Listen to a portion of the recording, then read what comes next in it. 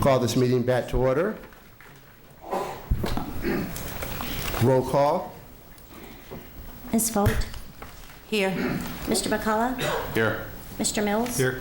Mr. Punier? Here. Mr. Oden? Here, all present.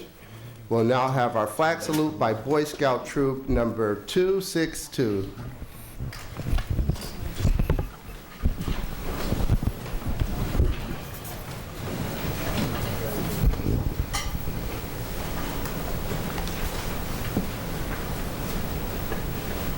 Will the audience please rise? Color guard, prepare to advance. Advance.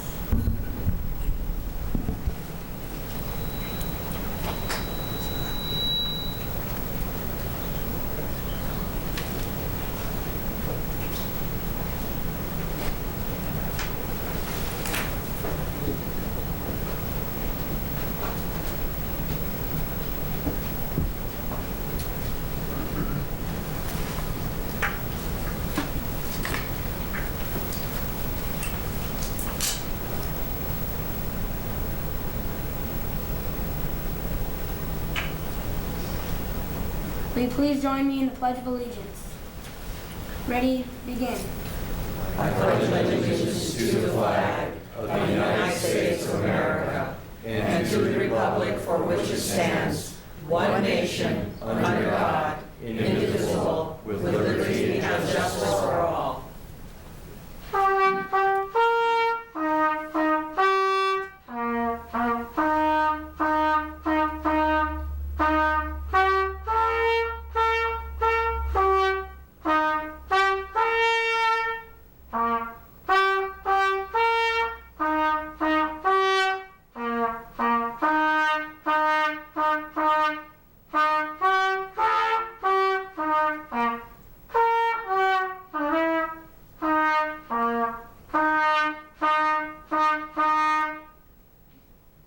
Two. Color guard, prepare to post colors. Post the colors.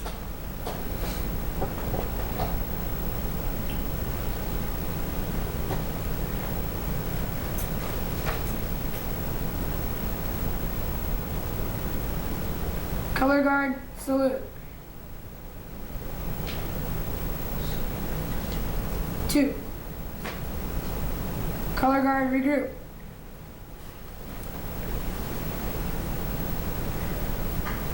Color guard, retreat.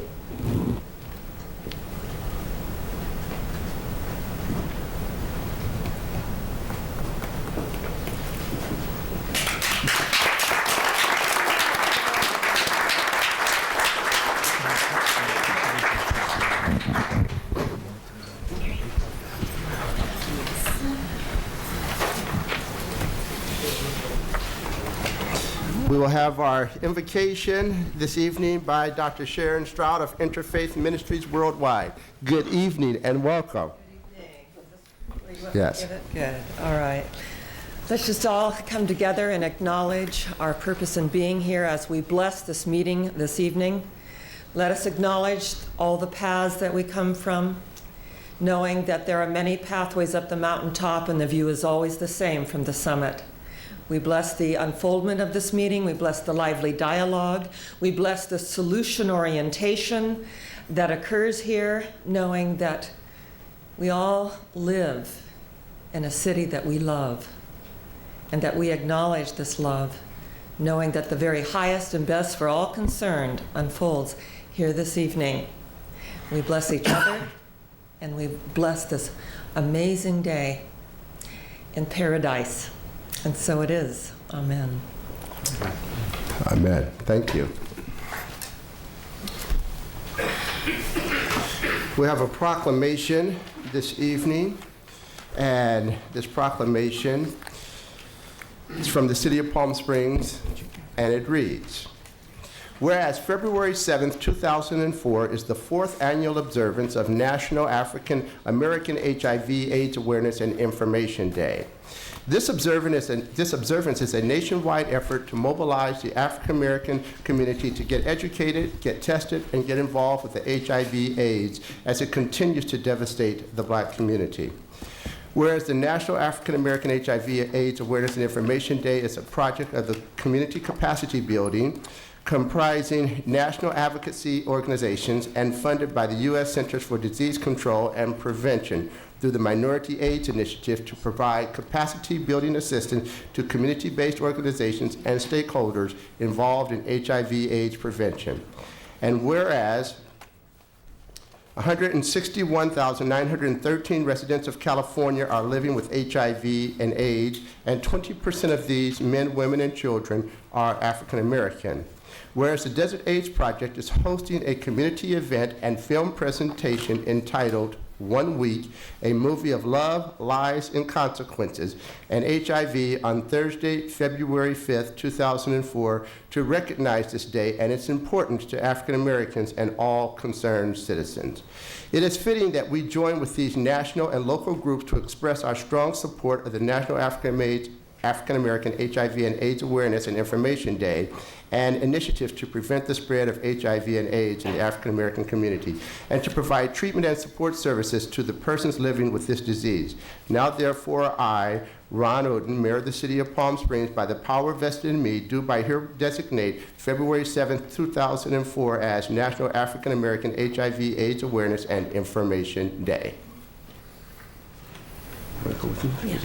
And I'm going to ask if the representatives from Desert AIDS Project would come forward, please.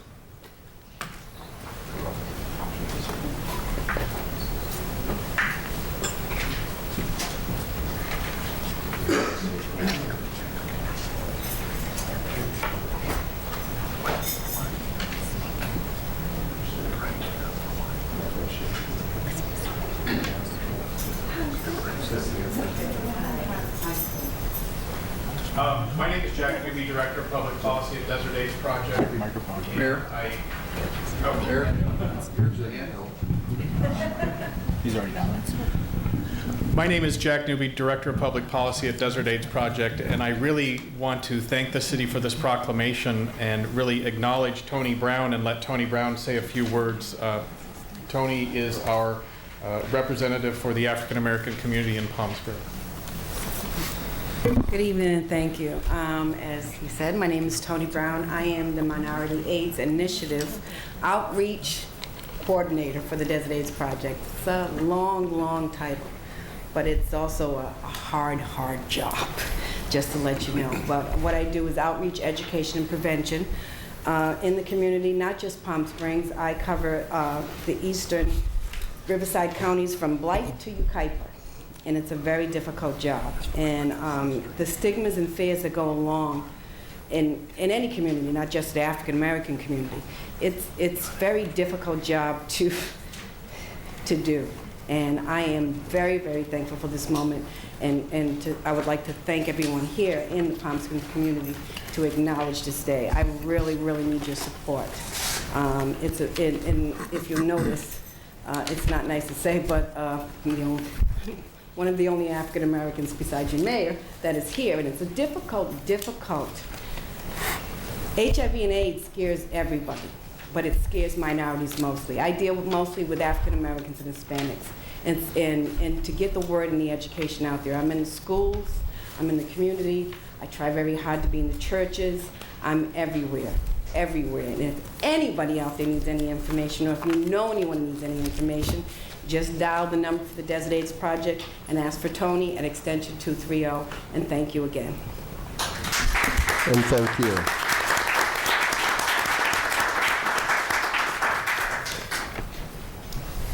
Report on the posting of the agenda. Yes, Mr. Mayor, the agenda you have before you was posted in accordance with council procedures last Friday. In addition, there was a supplemental agenda posted at that time concerning a settlement agreement with Tiburon. Item number 13 is being withdrawn by the city manager from your agenda. And before the council, there is a yellow folder with additional materials concerning items 16 and 17. Number 13 is being withdrawn? Yes, sir. Okay. And additional materials for items 16 and 17. Yes, sir.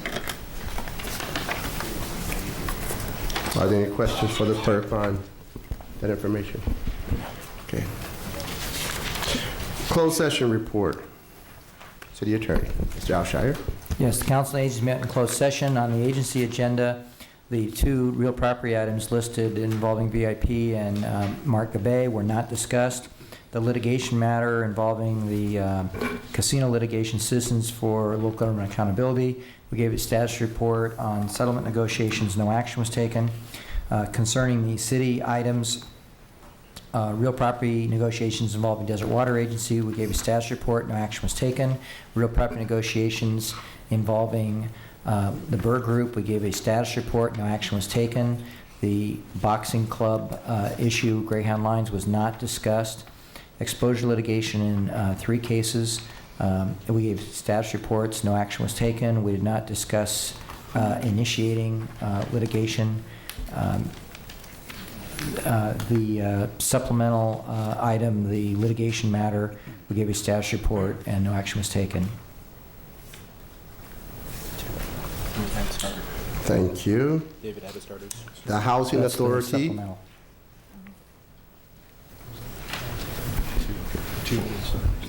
Oh, yes. I don't have it. What was the other one?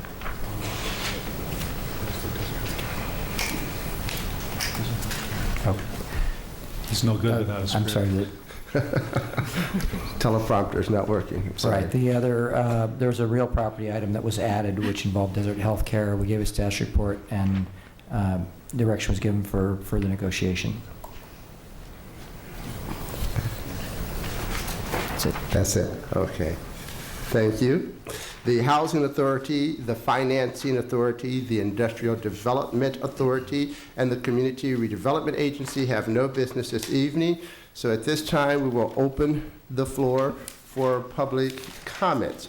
If there's anyone who would like to speak in public comments, please come forward at this time, and you will have 3 minutes.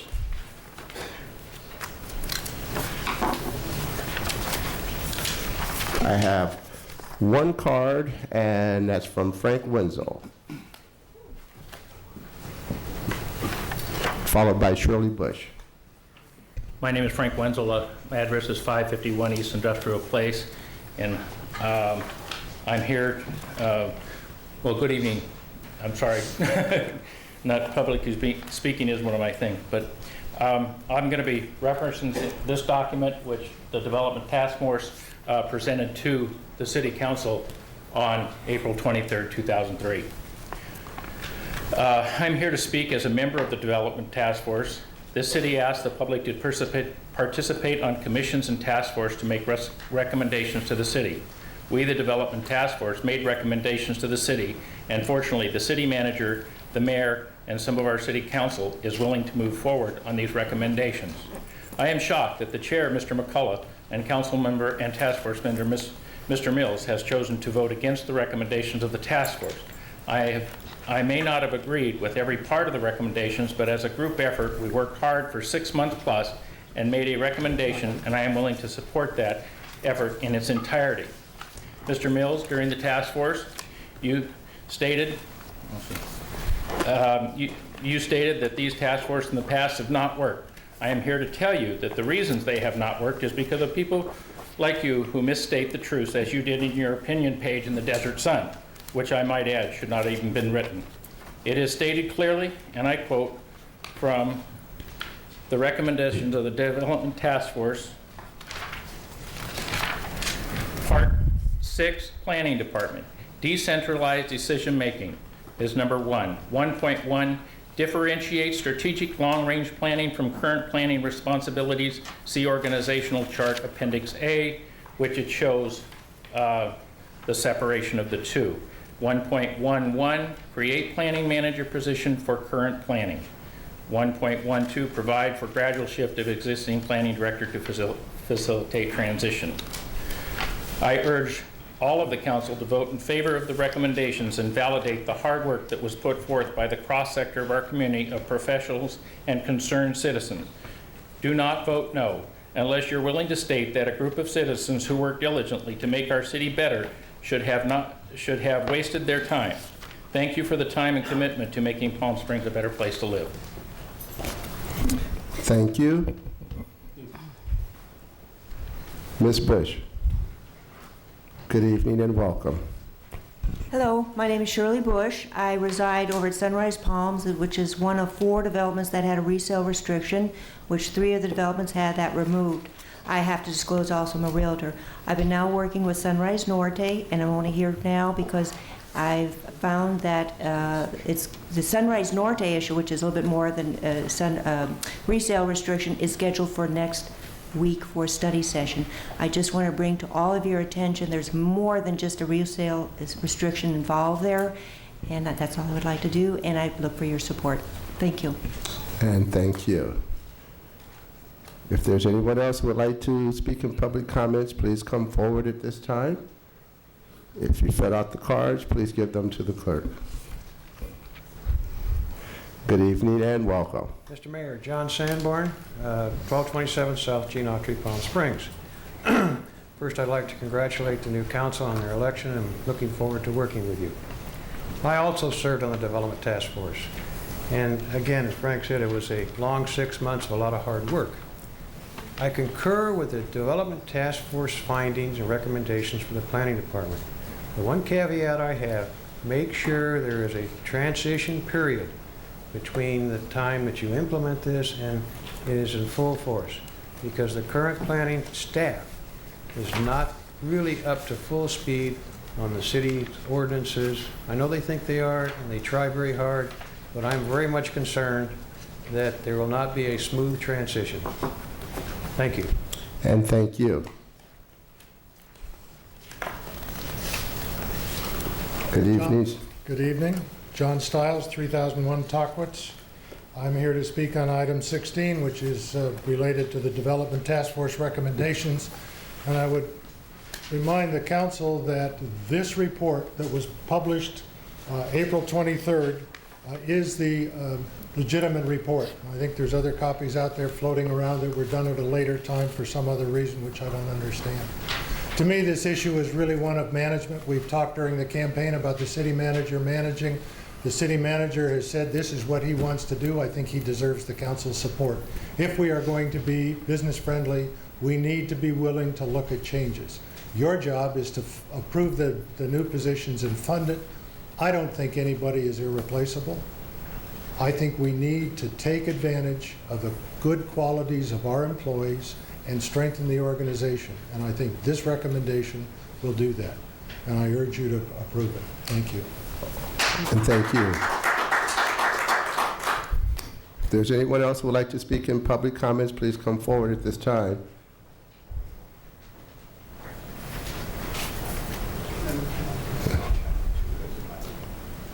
I'm Richard Clifford, 291 East Mel Avenue, and I'm a board member of the Homeowners Association of Rancho El Mirador condominiums at the corner of Indian and Mel Avenue. I noticed that we're having parking across the street constructed by the Desert Regional Medical Center, which the board is in favor of.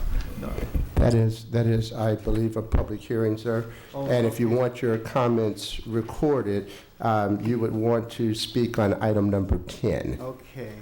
in the record. Now, you can continue. You'll just speak twice, but if you... Okay, no, I'll wait. I didn't know whether I was supposed to come up. Okay. Yes. Then if there's no one else who would like to speak in public comment at this time, Your time. then I will close public comments. And we will move to our consent agenda. Mr. Mayor, Ms. Foat? I have a correction on the minutes, so is that something I could do and still Yes. leave it on the consent agenda? Yes. Okay, page number 8. That would be, it states that it was, page number 8. Which In the, next to the last paragraph, it states that College of the Desert, we will be working on an intern program, and that actually wasn't College of the Desert, it was UC Riverside at Palm Desert. I'll make that correction so that you can approve the minutes as they stand. I just have a question on the minutes, and perhaps this is for Mr. Alshire as well. On our council appointees, and that's on 12/17/03, following at the end where I have our council appointees and liaisons confirmation. And on the last one for Legal Services Subcommittee, Ms. Folt and I are on that committee. I just want to make sure that we did report that out. Yes, okay. Thank you. Are there any other questions on the consent agenda? Yes. Mr. Mayor. A couple of things. First, I have a question on number 1 in the minutes, and I'd like to pull number 2 for an explanation. I need to abstain on number 3 in that my place of business is within 400 feet of that. No, I'm doing work for the client who owns that my client owns that building that I'm doing work for right now. Number 5, Cali Amigos street improvements, my office is within 400 feet of that street. And then on number 8, I have 2 warrants for business purposes, 994033, 994034. And I can ask that question real quick on 1 if you'd like. Okay, sure. We have not seen the minutes for our meeting on December 10th. Are we going to see those? Because I noticed we've got them for the 3rd and the 17th, but we did have an adjourned meeting with well, it wasn't an adjourned meeting, we had legislative items on that agenda, though. And I thought we should have minutes when we have legislative items on there. Is that, am I right, or? Oh, you're absolutely right. So are they forthcoming then? Forthcoming. Okay, thank you.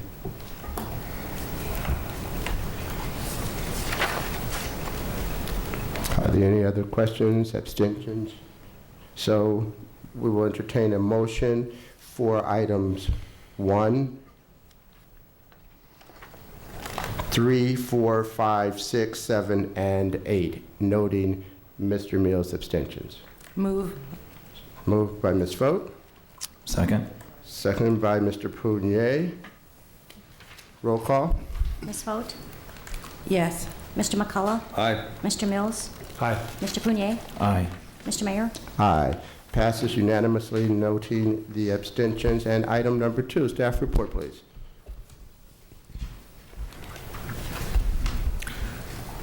Yes, item 2 is a proposal for a change order for the recently completed project of the Signal Interconnect on Sunrise Way. The reason for the change is is in the brand of radios that were specified. We recently discovered that the one brand of radios which does the exact same communication job can be obtained at much less cost than the kind that was originally specified. And we actually specified that kind at one of the intersections on the Sunrise and Sunny Dunes intersection. And due to a need to have the same type of radios on the entire roadway, staff is recommending that the cheaper radios, which do the same job but at much less cost, be purchased for this project. And it's done in terms of in the form of a change order, reducing the cost of the project, and we would then separately buy the radios, the ENCOM radios. If there's any questions, or I'd be happy to try and answer those. Mr. Mayor. Mr. Mills. David, then even though you're paying a restocking fee on the originally specified item, it's still going to be a net savings. Am I reading that right? Yeah, about $7,000. Yeah. Okay. Thank you very much. I'll move item 2. We have a motion. Is there a second? Second. Second by Ms. Fote. Roll call. Ms. Fote? Aye. Mr. McCullough? Aye. Mr. Mills? Aye. Mr. Prunier? Aye. Mr. Oden? Aye. It is carried unanimously. And we will move on to our public hearings. Our first public hearing is street name change from Mesquite Avenue to Dinah Shore Drive, east of Gene Autry Trail to the city limits. Staff report, please. Thank you, Mr. Mayor, members of the council. I would just note that this name change request comes from developer Mr. Noya, who is undertaking the Indian Oasis development. This request for the name change, what complicates many of these are if there are a lot of businesses and residents and this large population has to change their address. That is not the case here. This is pretty much vacant land. And the Planning Commission approved this, and I would just note that they added the condition that the developer will pay the costs of that signage change, whatever costs there are. But I would ask Mr. Evans to give you the details of the report, but it is something the staff is recommending. Thank you. Mr. Evans? Thank you very much. This is a request that ties into the project that Mr. Noya has put together, large-scale resort as well as a business park development project, which he had groundbreaking on last week. And the Planning Commission reviewed this, had a public hearing, voted 7-0 to approve the change. The street name change would be from Gene Autry Trail East, would be the street Mesquite Avenue would be renamed Dinah Shore Drive, and it obviously would connect to the east to our sister cities as Dinah Shore Drive. This is part of the marketing program for the project, and I know Mr. Noya is anxious to be able to tie Dinah Shore into the project marketing. We did not receive any comment at the public hearing, and that does complete our report. Are there any questions on the staff report? I have a question, Mr. Mayor. Yes, Ms. Is Falk. there any other costs other than the signs? Is there not county costs for the tax rolls or anything like that? We would file a street name change request, and I think those other agencies do that. We could double check. I've never run into that problem. Okay. Mr. Mayor? Yes. Yes. Doug, could you shed just a little bit of light on page 3 of 7 of the Planning Commission minutes? Just a question about the street signs. He stated that at some point he might want a special color and design and will bring a specific request. Do you have any other information about what he's might be requesting? I think Mr. Noya wanted to leave the intrigue for a later date. He did not specify. He'd like to have an upgraded sign so that when you come into this area, it has a special signature that would have to go back through an approval process. Okay. He's not proposed anything yet. Thank you. Okay, if there are no other questions, then we will open the public hearing at this time. Anyone who would like to speak on item number 9, the name change from Mesquite Avenue to Dinah Shore Drive, east of Gene Autry Trail, if you please come forward, and you will have 5 minutes. If there are no public comments, then we will close the public hearing at this time. Council, what is your pleasure? Mr. Mayor. Mr. Mills. Move the resolution. I have a motion by Mr. Mills and second by Mr. McCullough. Any questions? Roll call. Ms. Vogt? Aye. Mr. McCullough? Aye. Mr. Mills? Aye. Mr. Punier? Aye. Mr. Mayor? Aye. It passes unanimously to support the name change from Mesquite Avenue to Dinah Shore Drive, east of Gene Autry Trail to the city limits. Thank you.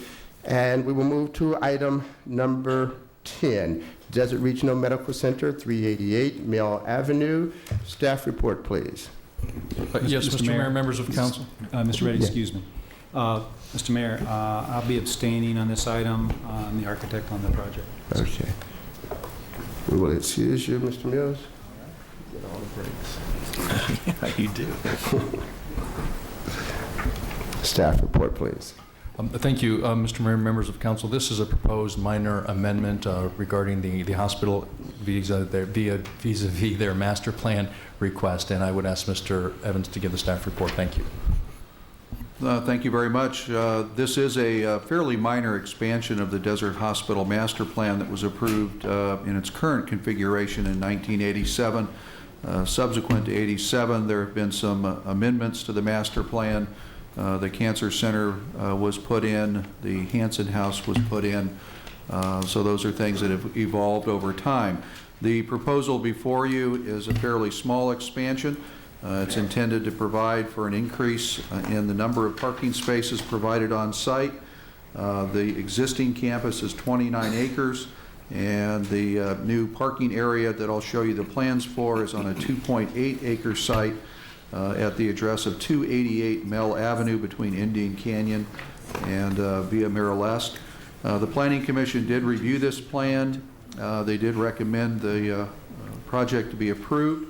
It was a unanimous recommendation of the Commission. The Planning Commission discussed gating, fencing, lighting, landscaping, crosswalk, security, and proximity of the site to neighboring single-family residential uses to the north and the east.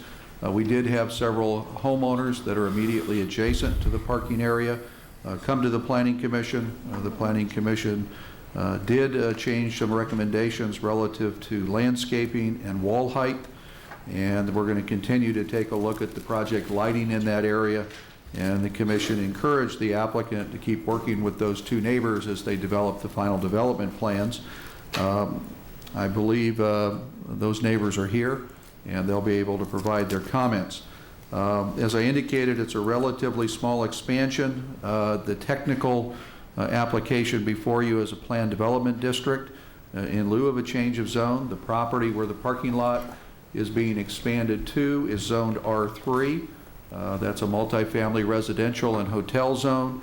The R3 zone allows for parking lots provided they're adjacent to a commercial zone. The hospital does have a professional designation, which in the city zoning ordinance is a commercial district. So it's consistent with zoning and the city's general plan. With that administrative overview, I'll show you the site and the location of the parking lot.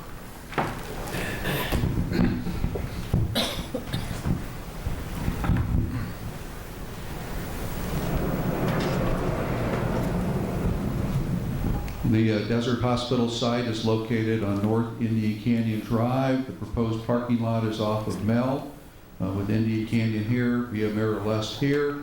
The proposed parking lot expansion is this area of the site. This area of the site is already approved for a parking lot, so they're really just almost doubling the size of the parking lot. In this area, one single-family home that's located here with a tennis court in closest proximity, another single-family home here, and this is the area that the Planning Commission required an 8-foot-high wall at the request of the neighboring property owners. The plant height in these areas will be a real technical term in landscaping called beefed up, so that the plants go in at a larger size so they get the screening immediately. And then the parking lot lighting adjacent to the single-family areas, we're going to take a look at that. We may ask that the parking lot lighting be lowered a little bit. We may ask that it be pulled back a little bit. We'll work with the applicant and the neighbors on the photometric studies. And the idea there is to try not to have the parking lot lights in the neighbor's backyard.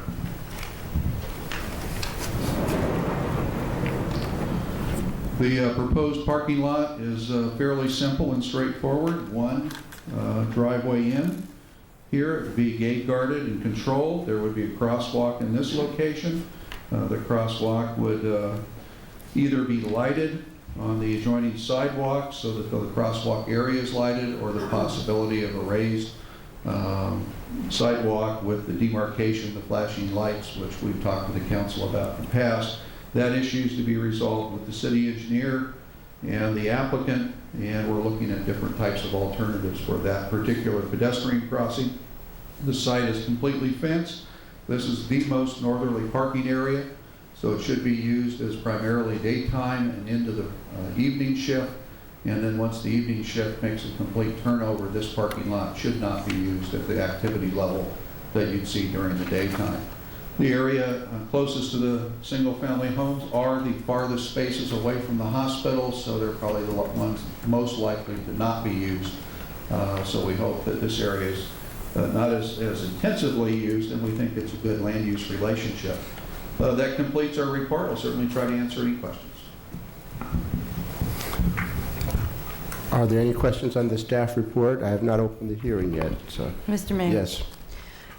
What is this parking lot being used for? Is this an employee parking lot or a public parking lot? This would be an employee parking lot. So there's around-the-clock employee parking there? In theory, there could be around-the-clock employee parking and talking to the hospital, taking a look at their shifts. They work 12-hour shifts.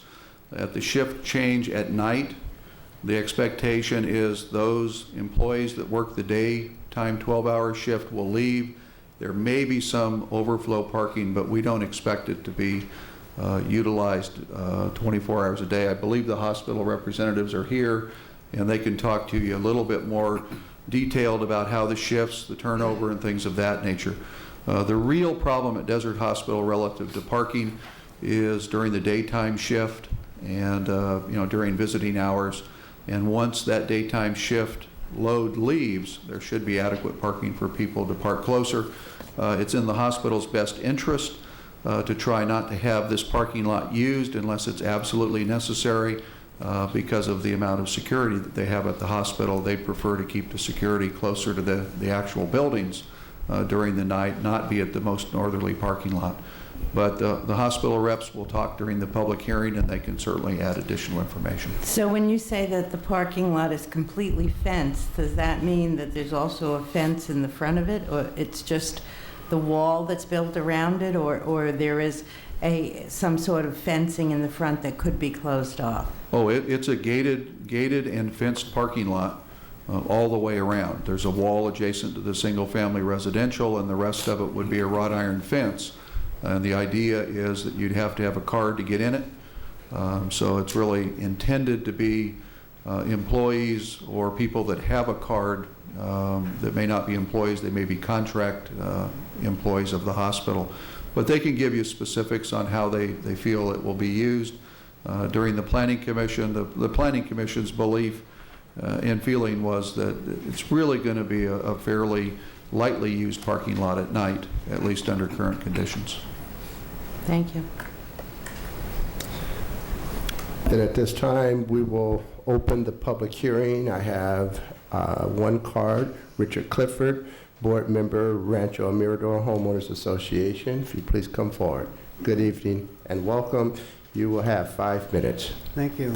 Good evening. My name is Richard Clifford. I forgot my address. 291 East Mill Avenue. And I'm a board member of the Rancho El Mirador Homeowners Association. We have one concern. The street is very heavily trafficked now because of the entry of cars into those parking lots that exist already. And we're hoping that this will be a solution to that, the parking on the street. And we're requesting the consideration of making one side of the street no parking, since you're adding 333 or some parking spaces there. Right now, it's used in the daytime. You can hardly get up and down the street.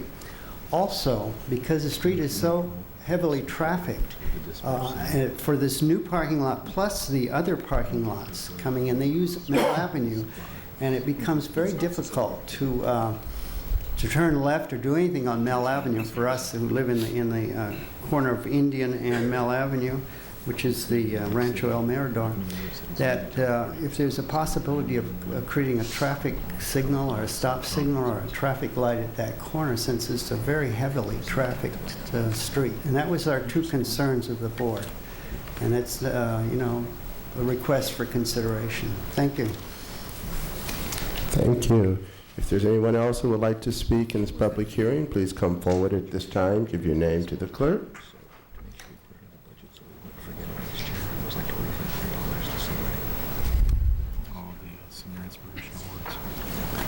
You'll have 5 minutes. Good evening and welcome. I appreciate, my name is Vincent Dundee, 455 The Palms in Palm Springs, and I appreciate this opportunity to speak to the council concerning the desert parking lot. I am probably the closest home to the desert parking lot. We've lived at this residence for over 30 years, and when we purchased the home, the Desert Hospital was 3 blocks away. Now it is our neighbor, and we've worked with the hospital. Mr. Evans from the planning department has been very helpful, and the planning commission was very helpful. The only thing that we are still concerned about is the lighting. The Desert Hospital now has one parking lot on Mell Street, and the lighting there would be very badly set for our residents. The hospital does have very good parking lights on their own property, and I submitted the pictures of the parking lights to the Planning Commission and the Planning Department. And we would very much like to see the same type of lights put on the parking lot. Obviously, the reason why they put them on the parking lot on their own property was probably to shield the lights for their patient rooms. And so we would request that the hospital would do the same thing, since we were there long before the parking lot was created. As I said, we are not against the parking lot. The hospital has been helpful in promising us that they would plaster the walls on our side of the property line, that they would plant mature trees and not the same type of trees that have taken like 8 years to grow on Mell Street. So our main concern is with the lighting, and the hospital still seems to think that they need the large overhead commercial type of lighting. I would like to read to you the planning department's recommendation. The parking lot will be night lighted with 12-foot light fixtures located adjacent to the neighborhood residential uses. This was recommended by the planning department, and this is what we would like very much to see. The Southern California Gas Company has the same type of lighting that we would like to see on Sunset Road on their parking lot. And if the council members have the opportunity to go by the hospital, they will see on all the parking property next to the hospital, they use these nice 12-foot light fixtures with a covered system. And so committees, we are asking that the hospital and the city council and agree with the planning department and put these type of lights in the parking lot. It will also make the parking lot a more of a park structure than the large overhead lights that would light up our resident like a Christmas tree. And like we say, we are willing to operate with the hospital, and I don't agree with the fact that they may not use the parking lot at nighttime. But it doesn't make any difference, because the lights are going to be there from dawn to dusk if no one uses the parking lot. So I appreciate the council's consideration, and I don't think we're asking too much. We're longtime residents. Our street is a very attractive street. It's part of the old movie colony, and I think the city would be proud of our street, and we also want to be proud of the parking lot. And I thank you very much for allowing me to speak, and I hope that we can come to a happy agreement. Thank you. Thank you. Is there anyone else who would like to speak in this public hearing? Please come forward at this time.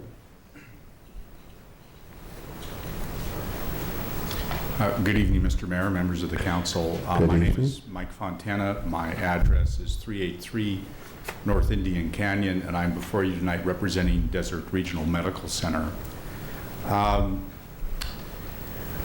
As Doug mentioned, the master plan for the hospital was approved in 1987 and later amended in 91. We did have approval for approximately 156 parking stalls at this location. Since that time, the hospital and the hospital district had acquired additional land, and we are here tonight to ask for your approval to expand that land use and add additional parking. There were several questions that were raised, and I'll try to answer those, and I'll try to be brief. First of all, we have tried very much to be mindful of the neighbors' properties. If you look at the driveway approach, we enter the parking lot and we immediately swing left or west, and we make the parking spaces furthest from the entry the most desirable. Those are the parking spaces you'll come to first. And the parking spaces that you'll come to last are actually the parking spaces on the east side of the parking lot adjacent to the homes. And so we did that by design. Secondly, and it's no secret in parking, the furthest parking out is the last to be used. This is the furthest parking from the front door of the hospital or from the El Mirador Medical Plaza, and it is intended to be used for daytime employees. As many of you know, the hospital begins its shifts at 6 o'clock in the morning. That's the surgical nurses showing up to prep for surgery. And they may work an 8-hour, some a 12-hour shift, and of course they leave at staggered times. The hospital has employees that arrive anywhere from 6 a.m. to 9 a.m. And it's the employees that arrive later that will not be able to find parking closer to the hospital that will use this parking lot. We do have a pedestrian way from the parking lot through the site to the El Mirador Medical Plaza. That pedestrian way was put in as part of the Hanson House, and that's the way we'll handle the pedestrian traffic. Really, to the medical building and the hospital is 1 to 1.5 city blocks. It's not that far. The lighting, the Planning Commission did ask us to look at the lighting. Our original lighting design was based on an 18-foot light standard. We are now looking at lowering the light standard. We are very sensitive to the neighbors' needs to control the lighting, and we believe that we can develop a plan that will keep our light out of their backyard, and we will review that with them before we bring that to the Planning Commission for final development plans. We're also looking at the tree forms that we have on the eastern property line adjacent to Mr. Dundee's home. They did show on the landscape plan as 24-inch material. We are beefing those up to 48-inch material. We do want to review that with Mr. Dundee so we don't get the trees into his view corridor. And so before we develop the planting plan, we will look at that as well. The third thing that we are doing is we're working with the city engineer now to find alternatives to lighting the crosswalk. The flashing yellow lights, the illuminated pedestrian crossing seems a bit harsh in a residential or an area that's adjacent to a residential area. It seems more suited for a major thoroughfare, but we think we can come up with a lighting plan that will put enough light on the crosswalk to make it a safe place. With that, I'll conclude my comments and answer any questions that you have after the public hearing. Thank you. Thank you. Is there anyone else who would like to speak in this public hearing? If not, then we will close the public hearing. Council? Mr. Mayor? Mr. Ponier. Doug, I'd like to ask you for a couple quick comments on the lighting issue that we've just heard and traffic congestion. The planning department suggested exactly what for lighting? The planning department's original recommendation to the planning commission was 12-foot light fixtures, just on the premise of trying to push them down, recognizing that you're not going to get the type of lighting spread with a 12-foot fixture that you get with an 18-foot high light fixture. The planning commission felt that they didn't want to put a cap of 12 feet on yet. They wanted the applicant, the staff, and the property owners to take a look at different fixtures, because if you put 12-foot high fixtures in, you have to put more of them in. If you put 18-foot high fixtures, you get a better spread of light, and you have to put fewer fixtures in, and it's a trade-off. So the commission's position was, let's let the applicant and the homeowners work on this a little bit. The quality of light fixture that Mr. Dundee referred to, I don't think you have a concern about. We're going to make sure they put a quality fixture in, if needed with sharp cutoff luminaires so that the lights don't spread in the wrong direction. I'm confident that issue can be worked out. It's really the 18 to 12-foot high light fixture issue, and it's a trade-off, and we want the homeowners to understand it with a little bit more time in the field with Desert Hospital and the staff. With regards to the traffic issue and the parking, I'd like to defer that to David Barakian, Public Works Director and Traffic Engineer.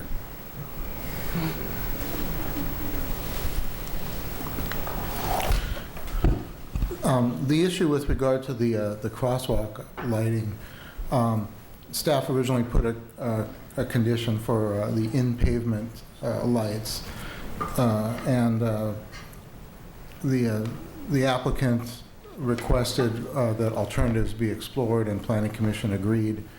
And you know what, as long as this crosswalk is lighted and is visible to motorists, we're open to alternatives, alternative lighting schemes. So we're going to work with the applicant in coming up with something that motorists can see when people are crossing at that mid-block location. Thank you.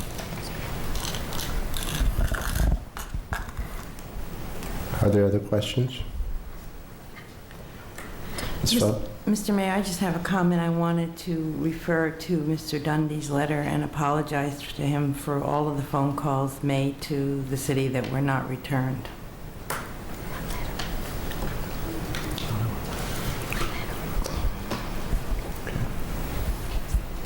Then, council, do you have a motion?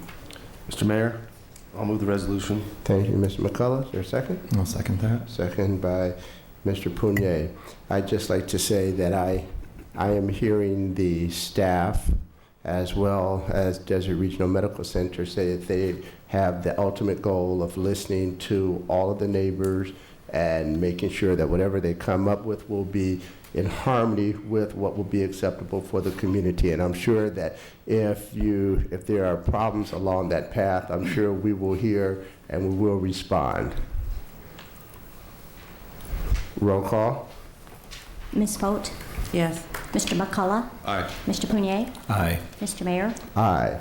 So we are approving the parking program for Desert Regional Medical Center. Passes 4 with 1 abstention. Mr. Mills, welcome back. Council comments, announcements, interagency reports.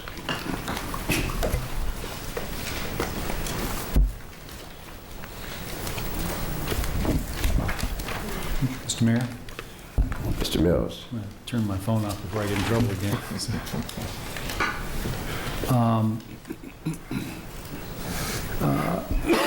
I attended, as did Ms. Fote, last Monday before last, the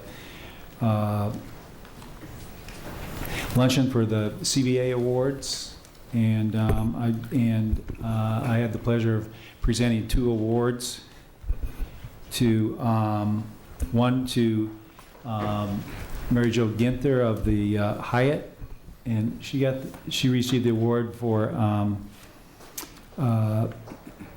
her management skills and her personality and all that goes along with that for the Hyatt, which is interesting because in the CBA, the Hyatt at 192 rooms is a small hotel. For Palm Springs, it's a large hotel, so I thought that was kind of interesting. And also to Cindy Taylor and her husband Donovan for the best convention venue, and I'm not saying the exact right words, but that was basically it. And Rick said lean further away from the mics because we don't need to anymore. But and that was for the Palapas at Araby Cove. So congratulations to everyone involved in that, and thank you for what you do for the city. Is there anyone else? Ms. Fote? Yes, Mr. Mayor. I just wanted to report on, I was going to report on both Mr. Mills and I. We seem to be going to everything that has a lunch. I was at the Coachella Valley Association of Governments meeting on, I don't even know what the date was, the Human and Community Resources Committee last week. And there were several interesting things that came up. One of the interesting things, I think, is the program that CVAG has for the Trauma Intervention Program, which is a TIP program, which trains people to go to trauma scenes and be with, trains volunteers to go to trauma scenes and be with people such as people in automobile accidents or people who've come home to a dead spouse or something terrible in their home. And it's been a very successful program, and they're now looking for volunteers for that program. So I just wanted to alert the citizens that they are looking for volunteers for that program. And they're also looking for teenagers to volunteer for the Teen Tip program, which they'll be starting, which teens will be counseling and supporting other teens that have been through some sort of trauma. So I think that's a really worthwhile program that our citizens could support. There was a report from the subcommittee on child obesity and prevention and what's being done in the schools, and there was also a report from County DPSS on a census survey that's going to be run within the valley. And that's it. Oh, one other thing I just wanted to call to people's attention is that on Monday, February 9th at 10 a.m., the College of the Desert is having a rally and press conference in support of Measure B, which is the funding measure for community colleges. So they'd like anyone who can possibly attend that to attend. I have just a few announcements. The Tour of Palm Springs, charity bicycle ride through the beautiful Palm Springs Desert is Saturday, February the 7th. And for those of you who are riding, I'm sure you remember, but for those of you who might want to get involved, it is this weekend. Steve Chase Awards is also this weekend. And to the council, we received a certificate congratulating us on 25 years membership and participation in the National League of Cities. On February 27th and 28th at 7:30 p.m. at the Palm Springs Convention Center, a tattoo you won't be afraid to show to your mom. The first ever Palm Springs International Tattoo, which consists of pipes, drums, bands, and dancers, and more. And it will be held at the Convention Center, which should be very, very good. There is a Black History Month film salute, February 12th through the 15th at the Camelot Theaters. I'd like to remind everyone that we are hosting an open house. It's through our Office of Neighborhood Involvement and Public Participation. It is Thursday, tomorrow, February 5th, beginning at 3 p.m. at City Hall in the large conference room. For those of you who are interested in what's going on in Section 14, we will have exhibits, and we will have staff from our planning department as well as the tribal planning department answering questions about locations and things that are going in. This is the council's way of responding to the overwhelming concerns and thoughts and fears within the community. So you'll have an opportunity to come in, ask your questions face to face, and have your questions answered. So please remember that is Thursday, February 5th at 3 p.m. here at City Hall in the large conference room. A couple of weeks ago, I made an announcement that Mr. Mills and I attended a program over at the wastewater treatment plant about the new turbines that went in and that they're energy saving. This is just something that came off of the press that I thought everyone would be interested in. As a matter of fact, quite a few of us attended the ribbon cutting of the YMCA, the former youth center in Palm Springs. I also attended the Towns and Tribes Educational Conference that was held at Cal State San Bernardino. I had a meeting, a very interesting meeting, and I will share some of that information with the council in the very near future with Mayor Pro Tem Carol Klatt. She's the Vice Mayor of Daly City. And we exchanged some thoughts and ideas about the programs that they have in their city and some recommendations about how we might be able to do some things differently. I also attended a reception for Barbara Boxer. I attended the Colony reception and viewed the new models off of Sunrise and Racquet Club and the unveiling of Mountain Gate. I attended a reception for Equality California. and the Center for Employment Training Benefit held at Sunrise Park. I am a new member of the Riverside County Indian Gaming Local Community Benefit Committee, and we've had one meeting, so I will be bringing back information. As a matter of fact, I'm very glad that I attended that meeting because, and that representative from the Tribal Council, Barbara Gonzalez-Lyons, is on that committee, because the way they had everything written, it really said that the effects of gaming were the same for Palm Springs as virtually any other city, and they had omitted just one line. As a matter of fact, just a few words that should have been added, and we talked to them about it, so they made some changes. So we're moving in the right direction with that. We all attended the Building Industry Association luncheon, and some of us attended the Indian Oasis groundbreaking with Ernie Noya. Had a lunch meeting with Mayor Stetler of Cathedral City. I attended the Public Arts Commission reception for artists here at City Hall. And I have to tell you, the art in City Hall truly, truly makes a difference. It's interesting to watch someone, at times they'll get out of their car and they'll have, their rolls of material so you know where they're headed.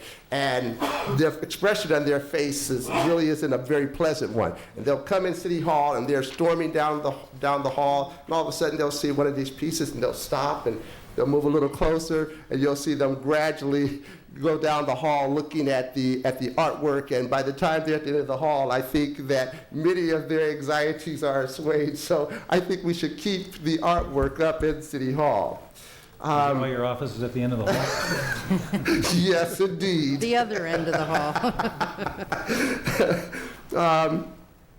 I attended a Desert AIDS Walk reception at Wayne's. I attended Fusion, which is a portion of the Outfest, which is the gay and lesbian film festival out of Los Angeles, and had some interesting discussions about some things that they may be interested in doing here in Palm Springs. I also attended the DAP and Los Angeles Gay and Lesbian Board meeting here in Palm Springs, and I also attended the Black History Month presentation at the James O. Jesse Desert Highland Gateway State Center. And I tell you what was interesting, they had a speaker, and Chief Gendron was there and his wife also as representatives of the city. And the speaker was Dr. Bill Burwell, and he gave an outstanding presentation. I kept looking at this guy saying, he looks familiar, but I know so many people. And then when he starts his presentation, I come to find out that he was one of my professors at Cal State Northridge when I was an undergraduate there. And he now lives in the community. And what an asset I believe he will be to this community. So it's been an interesting time. And now we will move to our legislative action. And Mr. Mayor, we had a request on number 17. We have a brief presentation. If we could move that to this portion of the meeting, the presenter would be appreciative. That will be fine. Thank you. Mr. Mayor, members of council, this is a request. Actually, the presenter is Dwayne Warbaugh from the Wyndham.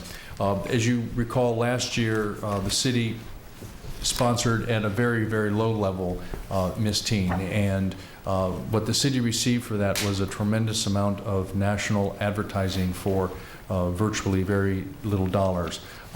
Members of the Hotel Hospitality Association have an interest in that coming back to Palm Springs this year. As you know, we had a discussion last week on the tourism budget. This is not something that is included within the tourism budget. It would be an additional request. Mr. Warbaugh asked if he could come to council and make such a request. The request would be for a total of $75,000. $25,000 of that will be for the program coordinator. We discussed that process also last week. Mr. Warbaugh has a presentation, and if I would ask him to go ahead and do it at this time. Thank you. Thank you, Mr. Reddy, and good evening, Mr. Mayor and members of City Council. As you may recall, last summer, the Miss Universe organization, which is in conjunction with Donald J. Trump Productions and NBC Television, expressed their interest to the hospitality community to bring their Miss Teen 2003 event to Palm Springs. Recognizing the immediate potential of that event, the hotels and attractions of Palm Springs embraced the offer, and we extended over $200,000 of in-kind contributions to ensure that our destination was selected by the promoter. And the city did participate by providing the convention center. What I like to do is take about 4 minutes of video, and I'm going to show you 4 minutes of video, which is really less than half of the amount of exposure that we got on national television, just to give you an idea of what we can expect, again, from Miss Teen organization in 2004. So if we can roll that.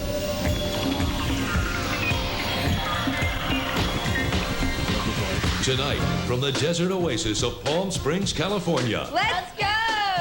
51 of the most beautiful teenagers in the country have gathered to compete for the title Miss Teen USA 2003.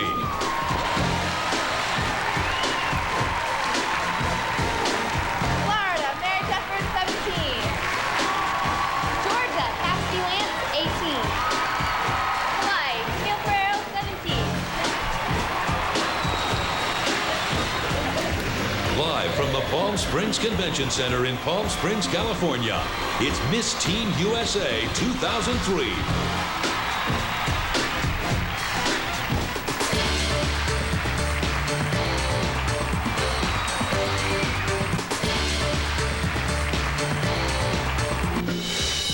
Visitors usually begin their journey with the Palm Springs Aerial Tramway, where the world's largest rotating tram car elevates visitors 8,900 feet above the desert floor for a magnificent view. There's wonderful art and architecture to be found throughout this former Indian village, and many local artists have contributed spectacular fountains and statues to the landscape. The Palm Springs Desert Museum offers visitors a chance to view both historical artifacts and modern works of art, while the nearby Air Museum provides a striking contrast with its display of vintage World War II fighter planes. Ready to fly.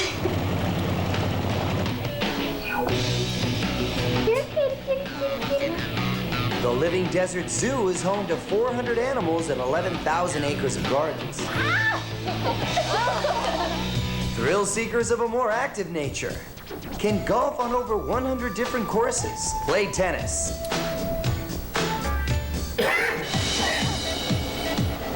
ride off-road dune buggies, go horseback riding, drive all-terrain motorcycles, or enjoy a hot air balloon ride.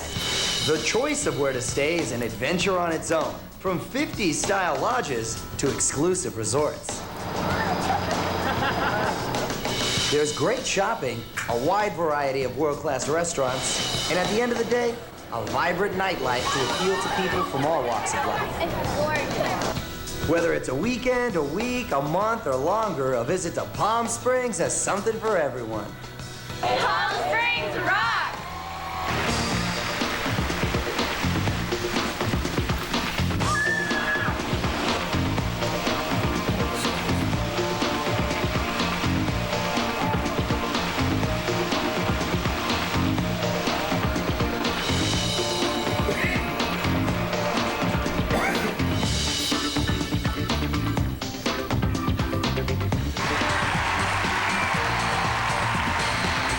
Don't go anywhere. The final question is next as Miss Teen USA returns live from Palm Springs here on NBC. Wyndham Palm Springs is proud to be the official delegate hotel for Miss Teen USA 2003.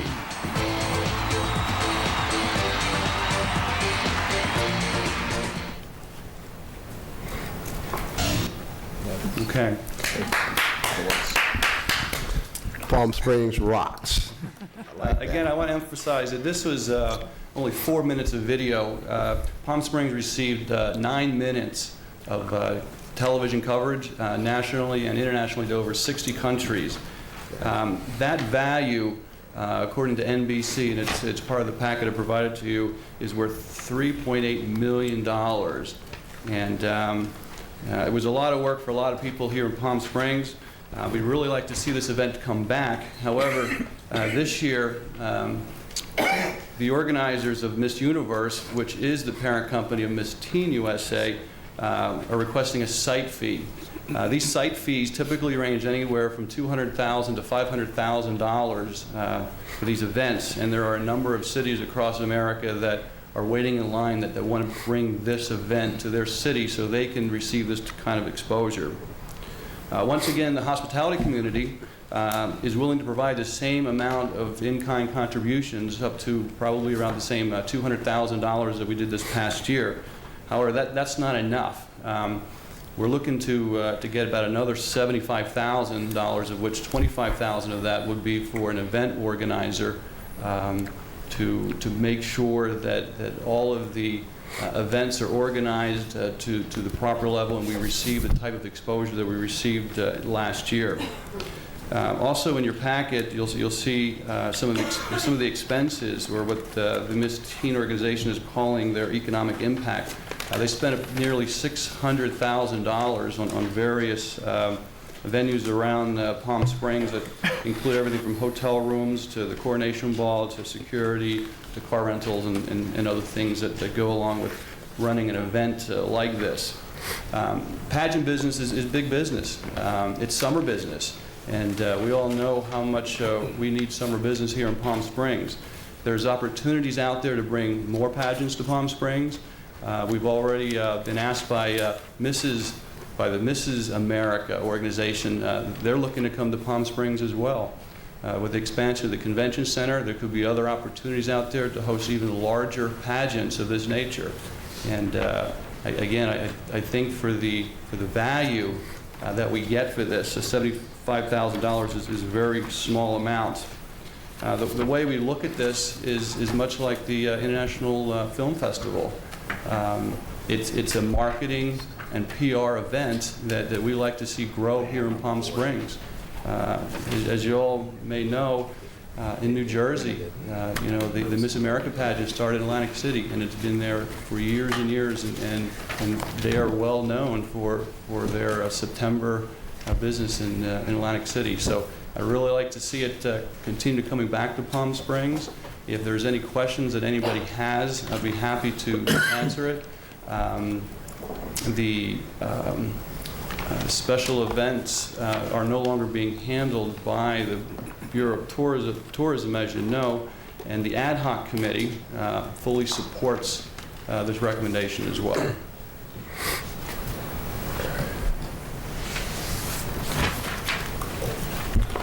Mr. Mayor? Yes. I have a question for David. At study session last week, obviously we talked about this separation of special events. And one of the things that we talked about was budget, how much money, and projected budget. First question is, how much money do we have to be approving these type projects? Because with this project and with the letter that was dated January 28th from the Riviera, which is going to request money for Easter Bowl, Senior Softball World Series, and then also $25,000 for this, help me understand how we are going to fund these and how much money we have to fund these. Yes, Councilman and members of council, this request would have to come from fund balance. It's not appropriated. It would be it's a new request. It would come directly from fund balance, so it is not appropriated at this time. Now, in terms of the Riviera request, the Easter Bowl is already funded in this year's appropriation budget. So in terms of next year, that's something you would decide during our budget process in the April-May timeframe. This event also will be in next fiscal year as well. However, the promoter needs an answer more promptly. So that's why the request is here today, but it would have to come directly from fund balance.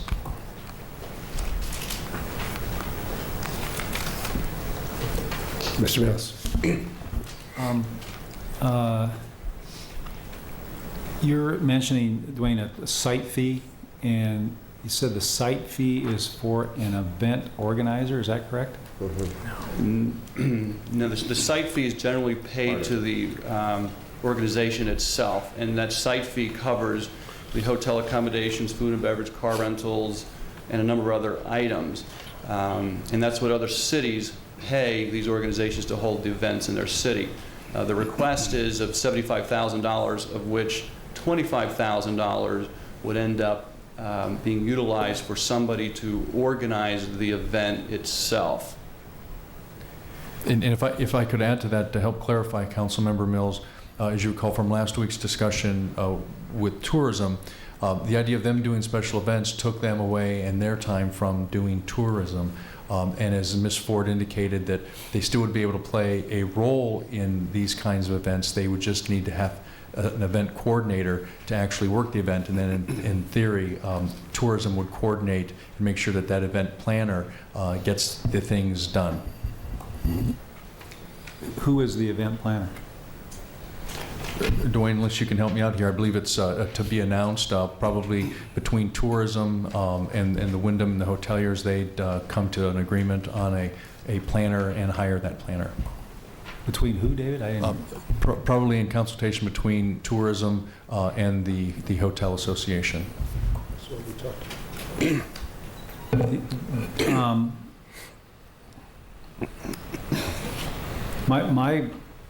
My question is again going back to what we discussed in the study session. I would say this is a special event. I wouldn't say it is. Is that what it's pretty much qualified as? It sure. Okay. And then,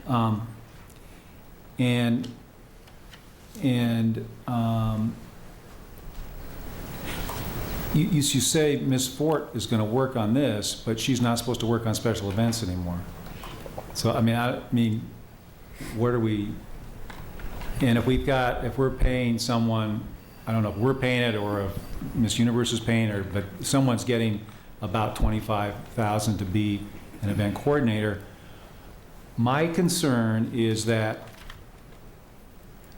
we get a quality event to not just a standard of Miss Universe, but also a standard of Palm Springs, with the intent to keep it going. As Dwayne said, I think everybody that attended the event, I'm sure thought it was great, and as we saw, the PR is amazing. But my concern is that if you say Miss Ford is no longer doing special events, then why is she doing a special event? And if she doesn't, who is going to do it? I mean, who is going to do not this one, but who's going to do the next special event? And it was a question that I really had before, and I really wasn't even going to deal with it until I saw this on the agenda. Not now, anyway. But I have a concern that I just need to know how this is going to work. Yes, and as Ms. Fort indicated, that she doesn't have the ability to do these special events, and for this one particularly, there would have to be an event coordinator, and that's why the $25,000 request is there to have the event coordinator. Her role would be more oversight. There has to be some connection liaison with the city, and that naturally would be through tourism, whether it's Rocktoberfest or a teen weekend or anything else. Each event will have to come with the ability to have a event coordinator, so that takes the burden off the tourism staff. Where last year, for example, Linda in tourism did all this event planning without compensation, and that took her and her staff away from the tourism activities. So under this plan, they would all have to have an event planner, so it would not be a burden for tourism. And that's a distinction, Councilman. Mr. Reddy, but it also means that if they are pulled away, that they will be compensated for their time.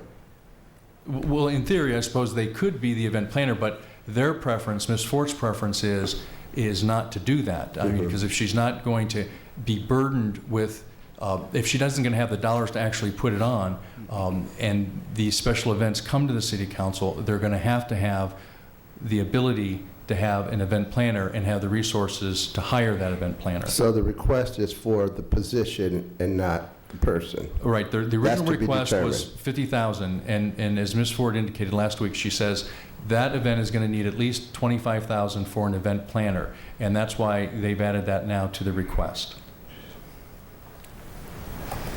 So I'm concerned about who the event planner is, not necessarily the person, but who's selecting that event planner, and who is that event planner responding to?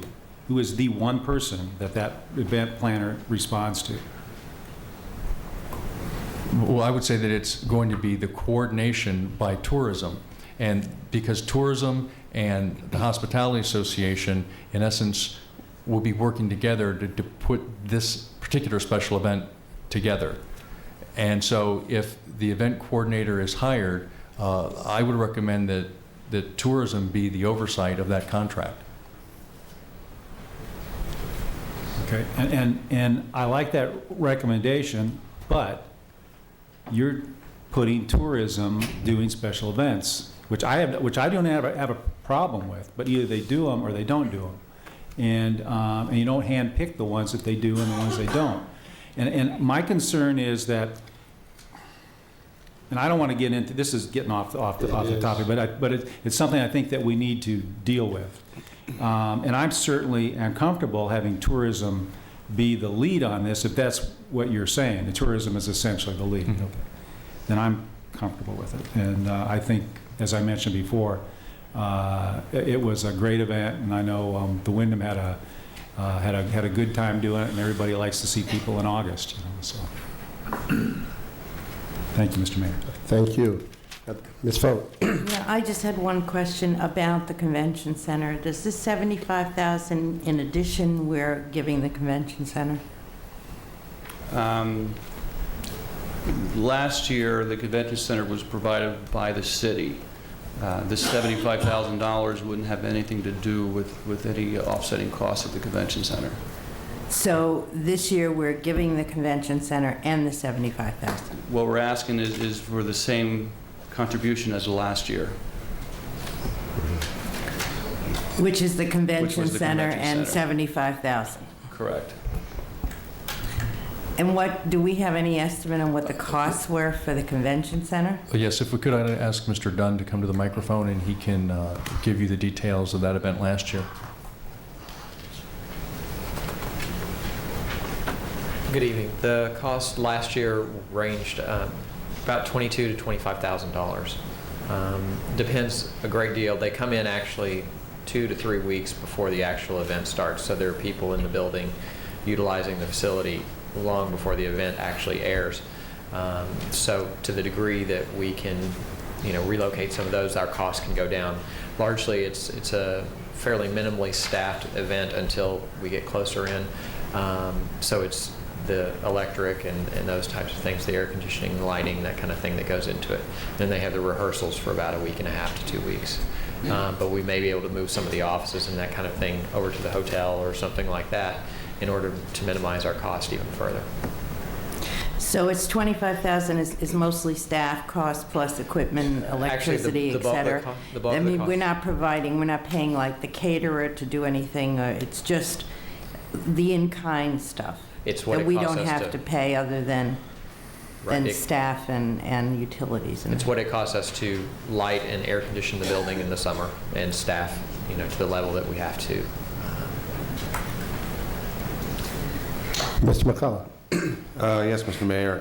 Got several questions. What's the urgency on this? It doesn't seem like this went through the normal process. I do not see a staff report or a staff recommendation on this item. Well, there's no staff report because the Wyndham asked to present, and it's their presentation, and the staff report, in terms of recommendation, it's not budgeted, and so this will have to be purely a judgment call on the council's behalf if they want to go into fund balance and fund this event. Is that the procedure, that if it's not? Yes, that would be the procedure. And again, Councilman, you raise a good point there. The things that we, like we had discussion last week with the Hospitality Association and tourism, when we have that budget, those things will be outlined at the beginning of the budget year of the things that they want to sponsor. These are all outside of that, and the idea is it's going to depend upon how important and what the benefit is that we get for it. This one particularly is a huge amount of media impressions more than anything else for, in theory, what is a small amount of advertising dollars in that industry. I hate to be consistent, but I've repeatedly requested, not only on the campaign trail, but also as a city council member, that when we're asked to dip into our pocketbook and write a check, that we are given a report on what the revenues that are going to be returned to the city are in TOT tax, sales tax, and other revenues. And for those out there in TV land, when they talk about it's going to come out of fund balance, essentially we are looking at a budget deficit for the current fiscal year. The prior, and correct me if I'm wrong, Mr. City Manager, prior city council voted on a budget and they did not allocate any money for these extra type of events that would be possibly coming our way. So the prior city council, in adopting their budget, did not set this money aside or provide for this type of an expenditure. And we are currently projecting a budget deficit for the fiscal year that we are in here. So we are essentially going to be spending money that we really don't have. So we're going to go into our savings account, our reserves, and spend this money. And in light of the projected budget deficit for the next fiscal year of possibly running under the worst case scenarios of the state bonds not passing to be $8 million, which is in excess of our reserve fund balance. Is that correct? That is correct. And Councilman, you raised the good point about what's the benefit to the city. Like, for example, in a few weeks or this month, next month, when council considers bike weekend again, we'll be able to have those tangible figures because we know that it produces X amount of TOT, X amount of sales tax, et cetera. Unfortunately, those figures don't exist. They're more intangible for this kind of advertising because it's all media impressions. And, I'm not an expert on that, but it's more hard to put a value, and that complicates your decision. But yes, you're correct that it will come from fund balance and it is not budgeted. Could I ask a question of Mr. Kanar, please? Yeah. Please. How many, with the current level of the TOT tax, how many room nights would we need as an increment in addition to what is probably likely to happen in August in order to cover a $75,000 expenditure? Probably about 3,000, 3,500 room nights. Are there any projections out there as to how many room nights will be sold in the city because of this event? This one does not produce room nights, but they do have an actual number. What's your estimate, Dwayne? The estimated room nights is about 3,000 room nights because they are here for nearly 2 weeks. Another thing I just want to clarify, if you notice on my cover letter, I make mention to a rebate. The hotels of Palm Springs had agreed to give a rebate back to the Miss Teen organization for every room night that is contracted. And what that means is if people stay at my hotel and I have 1,500 room nights, I may be giving back $10 per room night back. That is going to come out of the $75,000 that we're requesting. This $75,000 may not be a full $75,000 outlay from the city because the hotels, besides the in-kind that we're giving, also has a rebate for all the contracted rooms. So the out-of-pocket expense for the city may not be $75,000, but we need to make a commitment for the $75,000, of which there will be some subsidies from the hotel community. Are these 3,000 room nights, are these full pay room nights where we would be collecting TOT, or are these comp nights? No, these are paid room nights at summer rates. So then, Mr. Kanar, if my math is correct, then if they're anticipating approximately 3,000 rooms from room nights paid with TOT tax collections, and then in addition to we'd have sales tax and other revenues and some rebates from this, then we're looking at possibly a break even. It would be pretty close. Overall yes. on this. Yes, okay, sir. That was my question. It took 20 minutes to drag that out, but that was kind of the issue. Is I want to be able to see that we're not dipping. So we're not necessarily dipping into reserves. We're likely to come out a net zero on this thing. Plus, we get the benefit of $3 million of media impressions. I would like to see if the council passes this that we. I'm wondering if the applicant here is willing to do this, but to have a follow-up on this as to really what happened, give a report back to council, maybe in a study session, or maybe just through staff as to, I would like to see maybe the hotels participate and say, yes, I got 25 room nights out of this, and maybe we can try to quantify this a little bit, so when we make these kinds of decisions in the future, we'll be able to make them on a fiscally responsible manner. Thank you. Mr. Mayor? Mr. Ponier? I agree with Mike's comments.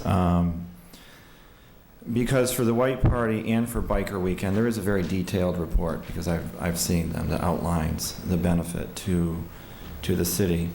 But as we go into these special events, whether it's this one or the film festival, for instance, as these come up, we should strive to get a real accurate report or some sign, even though it's intangible, something back to us, because being in such a difficult budget situation, we do need to measure everything that we do. So I'm also looking for a little bit more of a concrete report when these events are completed. Mr. Mayor? Mr. Mills? I just love having an accountant on the council. Isn't it nice? But, you know, and Mike and Steve both hit on a good point. And we see a presentation of anticipated room nights normally. What we don't see are the actual tracked room nights afterwards. And you can make all the predictions you want, and it can look real good on paper, but unless you get the check on it afterwards, you don't really know. And I'm not just talking about this event, I'm talking about all our events. We need to come up with some type of a system to where we can check these events, see that they're good events, or whether they're bad events, or if we need to do more work on them, or whatever, and also a means of monitoring or in encouraging and monitoring new events. So you know, I don't know how Tom does it. I mean, I'm sure there must be a formula that you use that we normally see. I mean, I'd like to see how that's formulated, and then see if staff has any other ideas on potentially how to track it. I mean, I don't really know how you track it, and so if we could look at a presentation on that, I think that's what the three of us are asking. It definitely makes it easier to make a decision like this. And you know, maybe it'll make it'll have the potential for me even asking for more money, knowing that you have generated more money. So I don't think anyone in this council is against backing what creates our number one revenue source in the city towards our general fund. I think we cannot back away from that. We cannot do that, no matter how bad the budget is. In fact, when the budget's worse, that's when you should pump more into it. Now, don't get any ideas, okay? So, but enough said on that issue. Mr. Reddy, do we have a PR program in the city? I'm not entirely clear on the question. A PR program for tourism? In general. Now, we do have a portion of our tourism budget that goes with advertising. Okay. Outside of that, do we have an advertising program for the city to promote us? No, I would say. Okay. So that's our only venue. I think the questions are very valid in terms of wanting to quantify. I think what perhaps we need in addition is an awareness of the value of advertising separately, and what is the value of PR. What does it mean to us that we get $3.8 million of free advertising, of advertising for our investment? What does that mean to us? Now, that may not translate into room nights now, but what does that mean in the overall picture for the city? And I think we will need perhaps some PR people, some advertising people to come in at some point and to share that information with us. And then perhaps we can begin to look at how we look at that information in terms of room nights for other types of events, because we can't really compare them. So just for the future, I think that would be a good thing. But the whole idea of moving toward quantification of how we spend all of our money, I think, is a very good thing. So, Council, what is your pleasure? Move the motion. Second. So the motion is to give direction to bring back an approval to support the funding for the Miss Teen pageant. The motion, Ms. Fote, seconded by Mr. Poonier. Just for clarification, just checking one more time. So you want to go ahead and do an amendment to the budget in the amount of $75,000, and you want that at the next regular meeting? Right. Okay. Thank you. Okay, and we have a motion and a second to do that. Roll call. Ms. Fote? Aye. Mr. McCullough? Aye. Mr. Mills? Aye. Mr. Poonier? Aye. Mr. Oden? Aye. It carries unanimously. It's giving direction to bring back the budget amendment and staff report. Thank you. Thank you. We'll return to our agenda item, and our next one would be item number 11, California Irrigation Management Information System, weather stations. Staff report, please. Thank you, Mr. Mayor, members of council. This is a request to approve a lease. It is for the Management Information System weather station. Actually, we will be leasing our land at the wastewater treatment plant, and this is for joint cooperative effort with the DWA and actually the California Cooperative Extension at the from the University of California. If you have specific questions, Mr. Barakian, our Director of Public Works, can answer those detailed questions. Thank you. Are there any questions, council? Comment. Comment? Yeah. Now that we have 2 weather stations, perhaps we can get the weather station to change the weather from Palm Desert to Palm Springs. That's it. Okay. Move the resolution. Okay, moved by Ms. Fold, seconded by Mr. Mills. Okay. Are there any additional questions, comments? Roll call. Ms. Fote? Aye. Mr. McCullough? Aye. Mr. Mills? Aye. Mr. Poonier? Aye. Mr. Mayor? Aye, it passes unanimously to support the contract with California Irrigation Management Information System weather station. And we'll move to our next agenda item, item number 12, 2003-2004 Community Development Block Grant CDBG Budget Reprogramming and Consolidation Annual Plan Amendment. Staff report, please. Do you have an amendment for this? What are you doing with 51,000? What are you doing with 51? We're not going to expend it. Okay. Mr. Mayor, members of council, this are reprogrammed dollars from our block grant, and I would just need to note that there's a $51,000, 177 figure in there that we are not going to expend at this time. So what you will be approving will be less that $51,000, and you'll see that in the staff report and on the resolution, and it's under the 20% administration. So we will be asking you to reprogram the dollars for the specific programs that are listed here. We will not be reprogramming the administrative dollars, however, until a later time. So the question is, Madam Clerk, do you need an amendment on this, or can we do it as is? If you're removing the $51,000, I'll need a revised resolution, which I can take direction from council. So that we could do this, and then you bring, how would we do that? Well, you can just move the resolution, deleting that amount, and then they can provide a correct resolution to me. Okay. Yeah, that's what I was going to suggest, that I think the city clerk we can fix the final version of the resolution if that's the intent when you adopt it tonight. Okay. Staff report? Okay, I'll go ahead and give the staff report. We're moving forward with it. Actually, John, you may have some questions for you. What these reprogrammed dollars, our staff had requests from different organizations, and primarily they're listed here. A couple I would just like to note. One of the requests is for the ADA for the counter in the planning department. And I would just like to note to council that those improvements are going to be done from these ROOT program dollars. And if you have specific questions on how staff arrived at the other things here, Mr. Raymer can answer those questions. Okay, that's fine. Council, any questions? Mr. Mayor?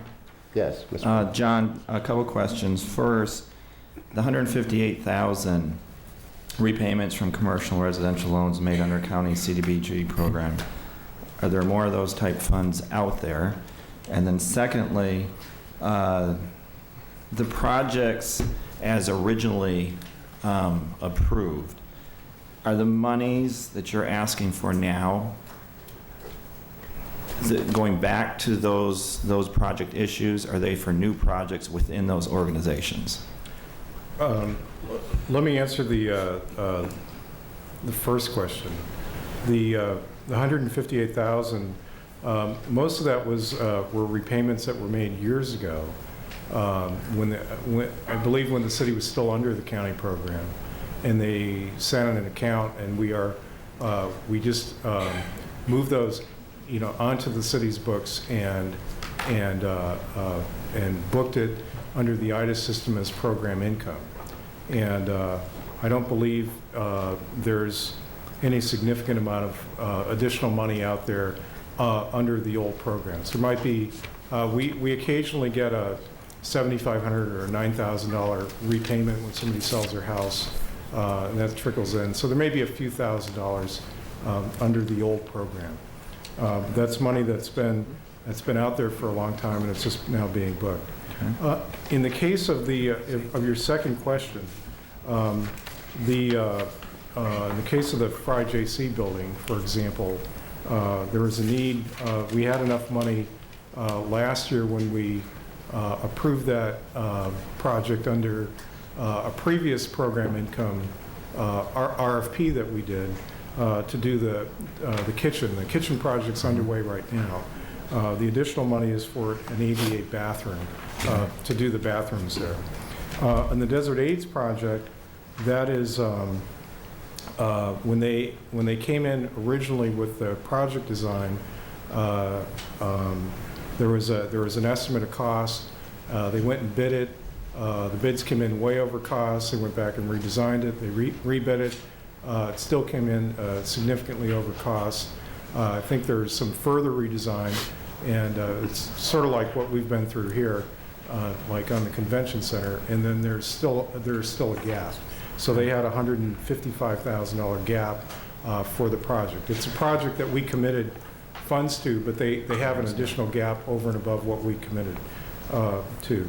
On the Y, the youth center, what they applied for and were not funded last year when we did the allocation was to do a fire sprinkler system. This is actually it's a different. It's a fire alarm system. So it's an ADA alarm. It's got the strobe and it's got the loud, the klaxon kind of system. So it falls under an ADA improvement, but it's it'll suffice until the day that we could fund the fire sprinklers. On Mizell, that's a project somewhat like Desert AIDS, where they went out and they had the roof, the energy efficiency on the roof improvements, and there was just not enough money with the $27,000 to complete the project. So the project was kind of on hold until there was the additional money. In the case of the ADA improvements, City Hall, that is actually a new expenditure. But under our CAPER, our Consolidated Annual Performance Report, and our annual report that we submit to HUD, we do say that we can use, or that we will use, the program. We can use program income for public improvements. So this qualifies, and we did not feel that we needed to do a new RFP for that. So it's both the front door and it's the counters in the building. Thank you. Ms. Foat? Mr. Mayor, thank you. Can you answer What is the requirement with CDBG funds for match? Is there a requirement? I don't remember. I thought there was supposed to be a match, and I noticed that the Desert AIDS project had a significant match, and that there's other projects that don't, but I thought that was a requirement of funding, wasn't it? I don't believe it's a requirement. There are projects that we funded the entire project. You know, what happens, sometimes we sort of back into a match where you have a project, you put $40,000 into it, the project goes out to bid. If the organization really wants it to happen that year in a timely way, they have to come up with a difference. But there is, you know, in the 10 years I've been here, there's a lot of projects that we have funded the entire project. That didn't have a match. Doesn't have a match. And that's true also for the county. And that's true. And then I'm curious about why we're taking, what are we doing with that $51,000? Why are we, that would have been money in our general fund? No, it doesn't go to the general fund. Let me just give you a 30-second explanation of the $51,000. With CDBG money, the city is entitled to take 20% of that for admin costs. But you can only take admin costs in the money that that you have in that year. So when you roll money over, and you lose the ability to take the 20% if you roll it from one year to the next. And so we had an amount of money that was booked in the city's books in Tom's office last year, but it was entered into IDIS, which is the HUD system, in this fiscal year. And that's why I apologize a little bit for the confusion, but there's a difference in the accounting standard, where the HUD regulations allows you, if it's entered in IDIS, you can take the admin money in the fiscal year that it's entered in IDIS, which was this fiscal year. But the auditors, our city auditors, would say the money was booked last year, so therefore it's last year's money, and you can't do that.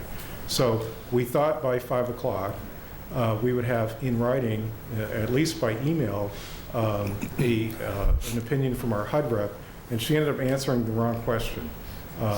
And so she provided an opinion, but it was just on the fact that, yes, you need to go ahead and reprogram the money because it affects your timeliness rate. So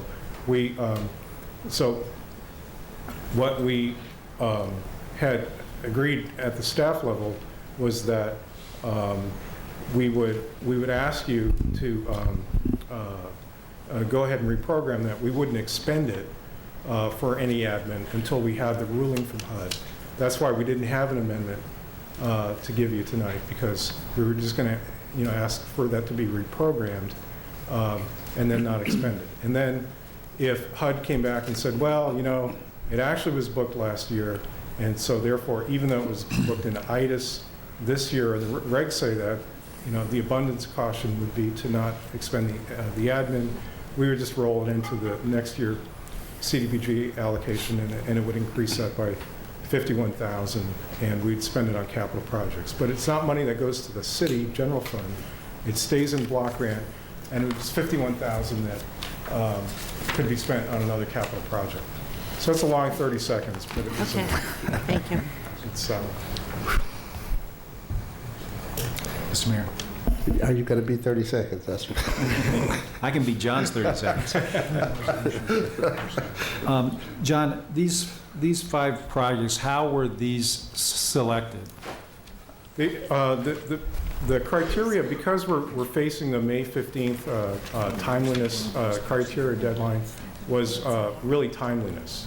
And if a project was ready to go, DAP, and the reason we sort of pushed to have this on for tonight is they have bid their project, and their contractor is holding their bid until tomorrow.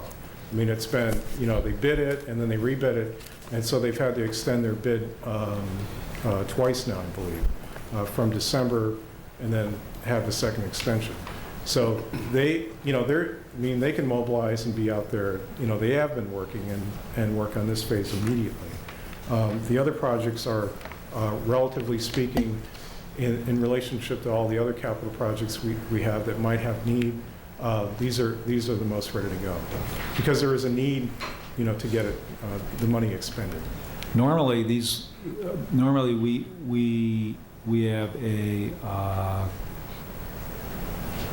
committee that makes the recommendations to us for use of the funds, right? But in this case, you're taking, now are all these previous projects that have been funded, and it's additional funding for those previously approved projects, not going through the normal process we do? Right.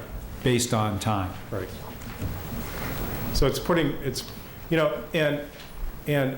and oftentimes at the end of, sort of at the end of the year, if somebody underspends on a project and you have $8,000 or $10,000, and there's somebody with a need for that, we can sort of move money at the staff level to do that. This is just a very large amount of money.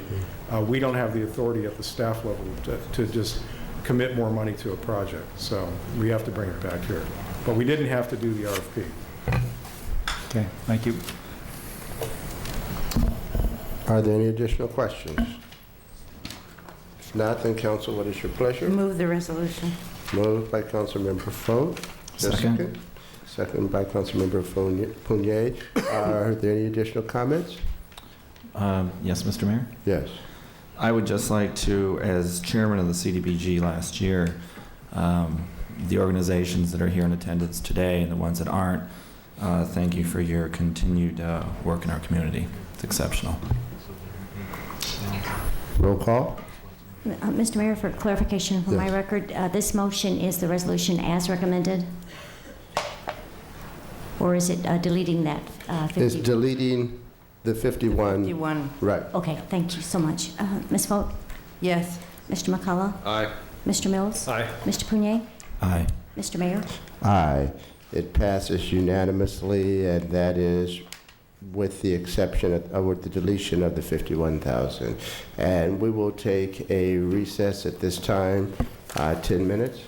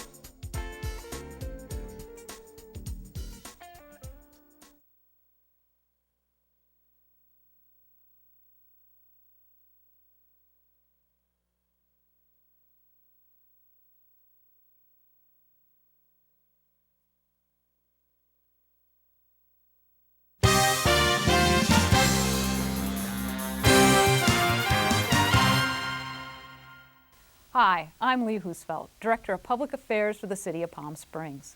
I'd like to tell you about an open house we will be having here at City Hall this Thursday. From 3 in the afternoon until 6, you are invited to come to City Hall and review the plans and exhibits regarding the Agua Caliente Band of Cahuilla Indians Section 14 Master Plan. During Thursday's open house, our planning officials, as well as members of the tribal staff, will be on hand to answer your questions. There will be no formal presentation, so come anytime between 3 and 6 on Thursday. Section 14 consists of 640 acres bounded by Alejo Road to the north, Sunrise Way to the east, Ramon Road to the south, and Indian Canyon Drive to the west. The City Council will meet at a later date to discuss amending its general plan to reflect the Section 14 Master Plan.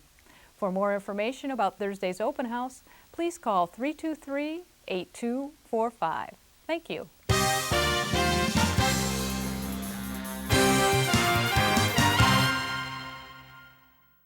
Hey, can I talk to you about a new tattoo?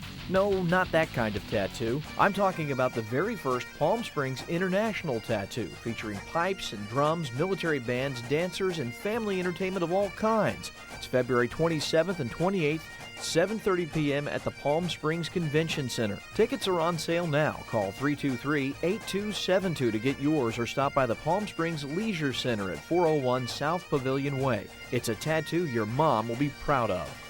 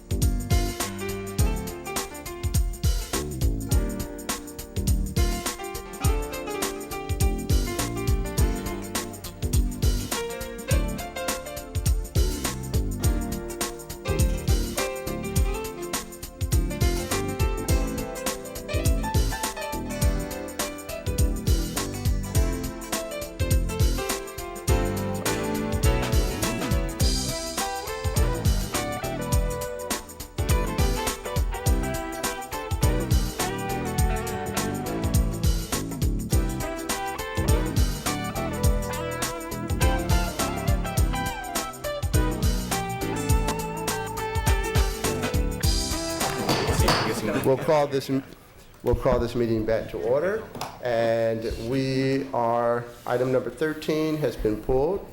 We'll move to item number 14, Municipal Code Regulation of Bicycles, Skateboards, Scooters, Roller Skates, Coasters, Toy Vehicles, Electric, Personal Assistive Mobile Devices, and Similar Devices. Staff report, please. Thank you, Mr. Mayor, members of council. This issue deals with electric or motorized vehicles on our streets. As you know, in today's technology, there are new products that are coming on the market. The police chief, Mr. Gendron, raised some concerns in particular to this one mode of transportation called a Segway. And I'm going to ask him to come and give a report on what he feels is important to council adopt in this ordinance change. And finally, I just would note that the exception for people with disabilities like for example on the small scooters, those are exempt from this ordinance restriction. And with that, I'd ask the police chief to come to the microphone and give the staff report. Thank you. Mr. Mayor, members of City Council, the ordinance changes that are before you are in part because of our community policing efforts in the Uptown area. The merchants in the Uptown area had expressed concerns about skateboarders and their reckless, unsafe behavior. So I looked at the ordinances that were concerning bicycles, skateboards, roller skates, and these similar devices. And what I decided to do is present a modification to all the different ordinances. Some of the things that are before you is that the city attorney has organized all of these particular devices into one particular chapter of our municipal code, so they were kind of scattered around. So you're going to see that it's better organized for us. And one of the things I'm going to be asking is that we extend the prohibition of skateboarding further north. Currently, it is the east side of Indian Avenue, Indian Canyon, to the west side of Bilardo, from Ramon to Alejo. And I'm proposing to extend that skateboarding and similar things such as roller skating and those similar type devices up to Vistachino, mainly because we have a skateboard park now and because of the complaints of the merchants and the unsafe behavior. Another thing that we want to bring before you is this electric personal assistive mobile devices. And we have before you a Segway, and I'd like to have Officer Lotz bring down a Segway and show you what we're talking about. This is an up-and-coming kind of technology. And currently Segway, the company has allowed us to, on an experimental basis, use these over at the airport. And our officers are using the Segway. And my concern about having a Segway in the downtown area is where we have a lot of pedestrians, is that I'm afraid of the safety issue. So what we're proposing with this ordinance is that on the same areas of the skateboards now, from Alejo to Ramon, from Indian to Bilardo, that we prohibit this type of device in that kind of crowded area. And as the city manager pointed out, all of the things are exempt if if you're handicapped or related something along that lines. And I'm open to questions. Yes. So motorized wheelchairs are exempt as well. Yes. Now, why, if we're looking at Uptown, do we stop at Vistachino? I mean, it's almost the rest of the city, so should we not just, rather than coming back to do an extension, just say off of Palm Canyon and Indian? Well, the problems that have been identified to us is essentially the Uptown. Now, I haven't had any other complaints about the skateboarding outside of the Uptown area. And of course, they're prohibited now in the downtown. So I didn't bring it before you because we have no complaints to that nature. Yeah. Well, I was just wondering that, as soon as the ones that are in that area, they'll simply move outside and then it'll come back to us, in a few months.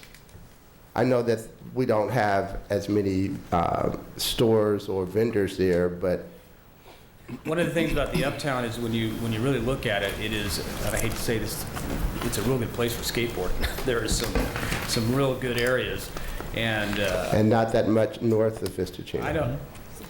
You know, there may be, but we don't get the complaints on that, because you can see when you go down with it, when the merchants in the uptown have brought me there, you can see why. They have some straight paths, and there's these, and they jump on the rails, and they make the different jumps. So there's a real good segment in the uptown that you can see why there's a problem there. But there is nothing that prohibits them from doing that at this point. Mr. Mayor. If you'd like me to explain the segue, or can you jump that? Like the segue. Yes, Ms. Folt. Yeah, I want one of those. I read this several times and didn't quite understand that I'm not allowed to ride my bike downtown or roller skate downtown anymore with this ordinance. Anymore? You really weren't allowed to on the sidewalks downtown. I've been telling her that. And the bicycle as well. You can only go bicycle. Yeah, I know with the designated bicycle areas. I can go on the road, but with my skates I have to go down can't go on the the road sidewalk. also. And I can't go on the road. No, not in downtown. That's existing. Is this a real problem? Because I'm having some difficulty with this, with all this prohibiting of personal vehicles or personal means of transportation other than a car, because I know many people, you know, would use this and it doesn't give off, you know, dangerous emissions or those kinds of things. Well, the only area that I'm proposing restricting. I mean, I haven't downtown. seen hundreds of them around. Actually, I've only ever seen one on Vistacino with this older gentleman that rides on it. The only area I'm requesting is in the actual downtown where we have a lot of pedestrians. In the smaller area, I'm not proposing throughout the city with the Segway.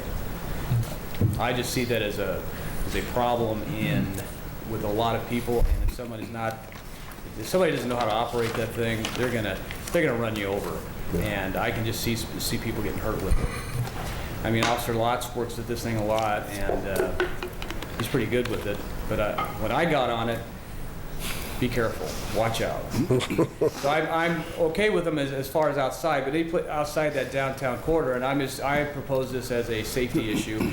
This came up through California Chiefs of Police. There was a discussion on it as well, concern when the law was passed, and it was proposed that recommended any areas that you're crowded that you prohibit that.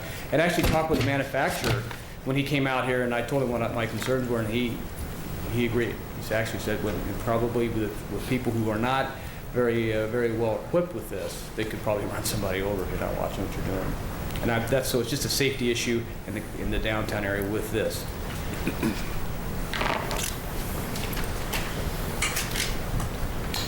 Council, any other questions?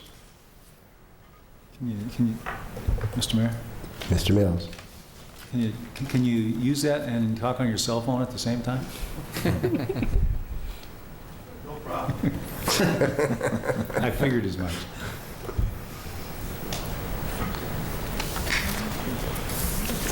Thank you, Chief. Where is it? Item number 14. Mr. Mayor, I move the ordinance for introduction, first reading. Waiving text Yes, waiving text. and reading title. Thank And you. reading title. We have a motion. Second. Seconded by Mr. McCullough. Any additional questions? Roll call. Yes, Mr. Mayor, this would be an ordinance of the City of Palm Springs, California, amending Title 12 of the Palm Springs Municipal Code by amending Chapter 4 pertaining to definitions of skateboards, roller skates, scooters, and electric personal assistive mobile devices by adding Chapter 12.090 titled Regulation of Bicycles, Skateboards, Roller Skates, Scooters, Electrical Personal Assistive Mobile Devices, and similar devices, and by repealing various other sections consistent therewith. Ms. Fote? No. Mr. McCullough? Aye. Mr. Mills? Aye. Mr. Prunier? Aye. Mr. Oden? Aye.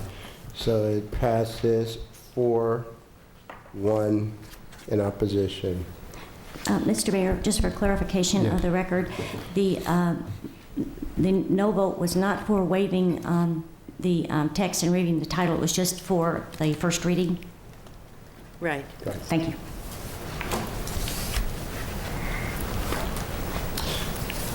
Okay, we will move to item number 15, Municipal Code Amendment Impact Mitigation Fees Ordinance for second reading and adoption. It was introduced on January 21st.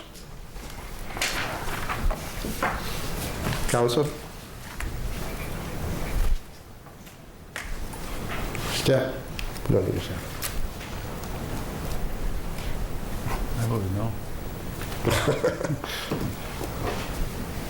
I'll move the ordinance for second reading and adoption. We have a motion by Ms. McCullough. Is there a second?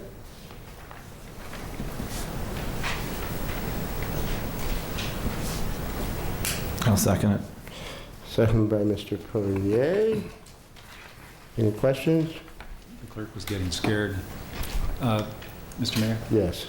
I'll be voting no on this item for the reason I did last time, and it has to do with not specifically what we're doing here, but for this specific project that we're talking about is I still have grave concerns about the quality of this project that's being re-proposed by the applicant. So, thank you. Oh, that's for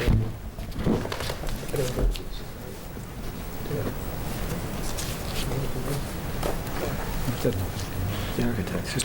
roll call. You waive the text and read title, please. Second reading. Yes, Mr. Mayor, for clarification of the record, I just want to make sure that Mr. Mills is agreeable to waiving the text and just reading the title. Absolutely. Thank you.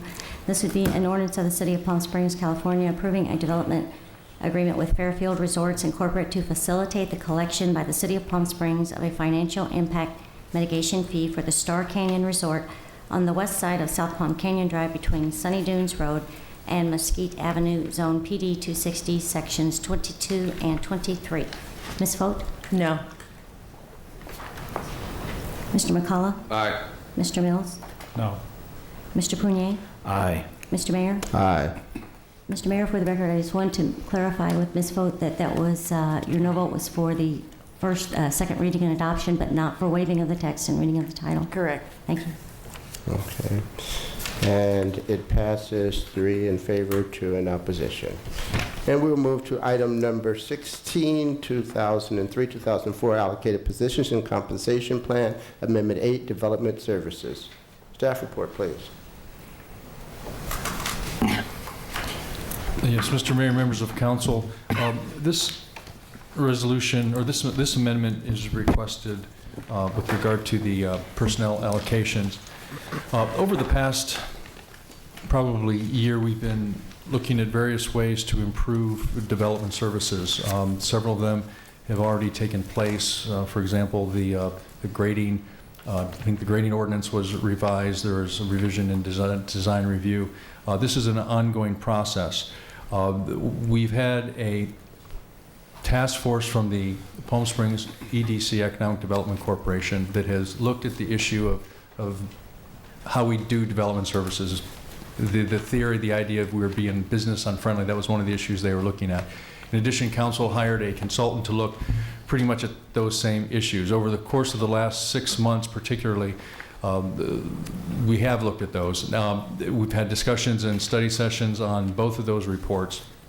And what I'm recommending tonight is a kind of a distillation with some modifications that I think would be important to go forward. However, before we get into, most of these are deal with the planning department.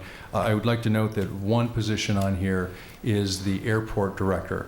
And what that is about is, as you know, the former airport director, Mr. Smoot, who was also an assistant city manager, his position was at a much higher rate than what the aviation director position should be, and that is because of his years of service and acting as assistant city manager. So what we're doing is we are deleting that position from the ordinance and replacing it with the director of the airports at the appropriate level for that position.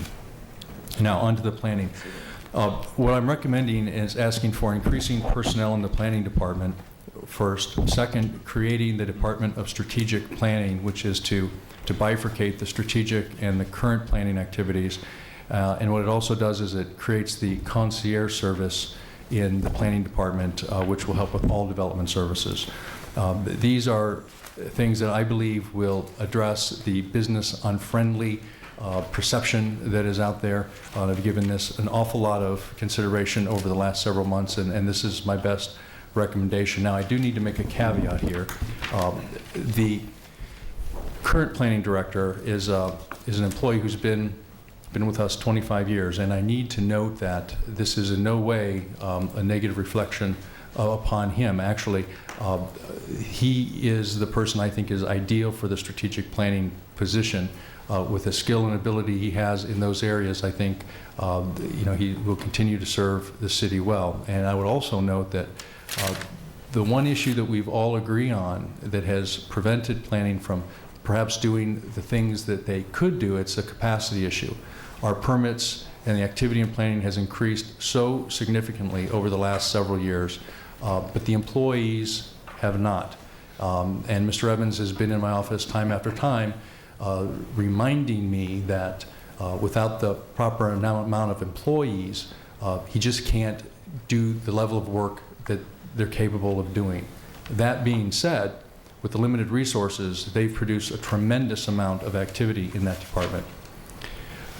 So that brings us to today. What is different about today than before? We've been undergoing a fee study to take a look at the fees that Development Services charges. The general fund subsidizes to a significant extent anywhere between the given year $500,000 to $750,000 to $1 million of development services. Most cities, many cities, see that it's appropriate to charge the appropriate fees so the general fund does not subsidize that function. That fee study is complete. We discussed it at a study session. We will be coming to you on a legislative calendar probably at the next meeting or the meeting thereafter to ask you to adjust the fees that will appropriately charge back those services. As part of that, it will allow us to do several things that we think will help us to be more business friendly, one of which is to add the personnel and to make these changes that I'm suggesting here. Second, we will also be able to do several of the other things that have been suggested, everything from the online permitting and tracking to the concierge service to renovating the counter space so it's more user-friendly and things of that nature. So with that, Mr. Mayor, members of council, I would be happy to answer any specific questions that you have. Thank you. Thank you. Council, questions? Mr. Mayor? Mr. McCullough. I served as the chair of the Development Task Force for those 6 months that we met, and during that time I was probably the only person that attended every meeting of that Development Task Force. And I do think it is my responsibility to uphold the findings of the task force. And in public comments, Mr. Wenzel spoke to Part 6 of the document that was presented, and also on bullet 1.1 to differentiate the strategic and long-term planning from current planning responsibilities. 1.11, create planning manager position. Planning manager position for current planning, and provide for a gradual shift from planning of the existing planning director to facilitate transition. This issue was discussed many times, quite a bit of detail at length in our meetings. Our task force looked at the Kaplan report, which had called for the splitting of the department, which is what is being presented to us tonight. The task force looked at that. We had a lot of discussions. It wasn't unanimous. We had a multi-member task force, and not everyone agreed on exactly how to go. But the conclusions that were here, which everyone agreed on, was to, at this time, not create, which is what is on our agenda tonight, not to create the director of planning and the director of strategic planning and have a director of planning services, but specifically to create a planning manager position, and over time to move in the direction that the Kaplan report had indicated. So I think my understanding of the task force and our recommendations is clear, that that was what was originally approved by the past council and has now been changed by the current council at the meeting we had, I believe, in December. So I want to make it clear that I feel that I am voting based on the recommendation of the Development Task Force for planning manager. And I do have a question for staff, and that is, I actually have two questions. The first one is the Development Task Force looked carefully at these items, and every time we came up with an item where we felt that there was a fiscal impact, that we wanted to caution and advise the City Council that it was not necessarily, we wanted them to consider this in light of the fiscal storm that we saw out on the horizon. And that's part of how the development fee item came up, to kind of balance. We were recommending additional costs to the city, but we wanted to see additional revenues. And so that was accomplished. I would like to know what is the planning manager position has a certain salary and benefit package, and the director of planning will have a higher level of benefits and salaries. What is that differential? I believe I saw it in some of my materials, but that I had during the week, but I don't see that specifically right here. Yes, I'd ask the Assistant City Manager, Mr. Butzlaff. He's been working on the numbers. He can answer that question. Yes, Councilman McCullough. The differential between the two positions, the planning manager is a MAP 63. Total salary and benefits is $112,289. The Director of Planning Services is recommended at an EX 71. That's an exempt, that's department head level. The total salary and benefits for that position is $133,993 for a difference of $21,704 between the two positions. Okay, thank you for that. Now, my other question is, I believe that when we were looking at the e-government, we also brought up the development fees, that was going to be something that was going to pay for that. And the price tag at that was $180,000, plus it appears like it was going to be maybe $30,000 or $40,000 additional in order to pay for the matrix, which was the entire concept behind having the government, at least the part that the Development Task Force was interested in. So doing the math, I've got $375,000 of increased fees from the fee study. I've got $237,000 of additional costs here. Am I looking at apples and apples, or are we mixing in some of the other positions like the airport director in here?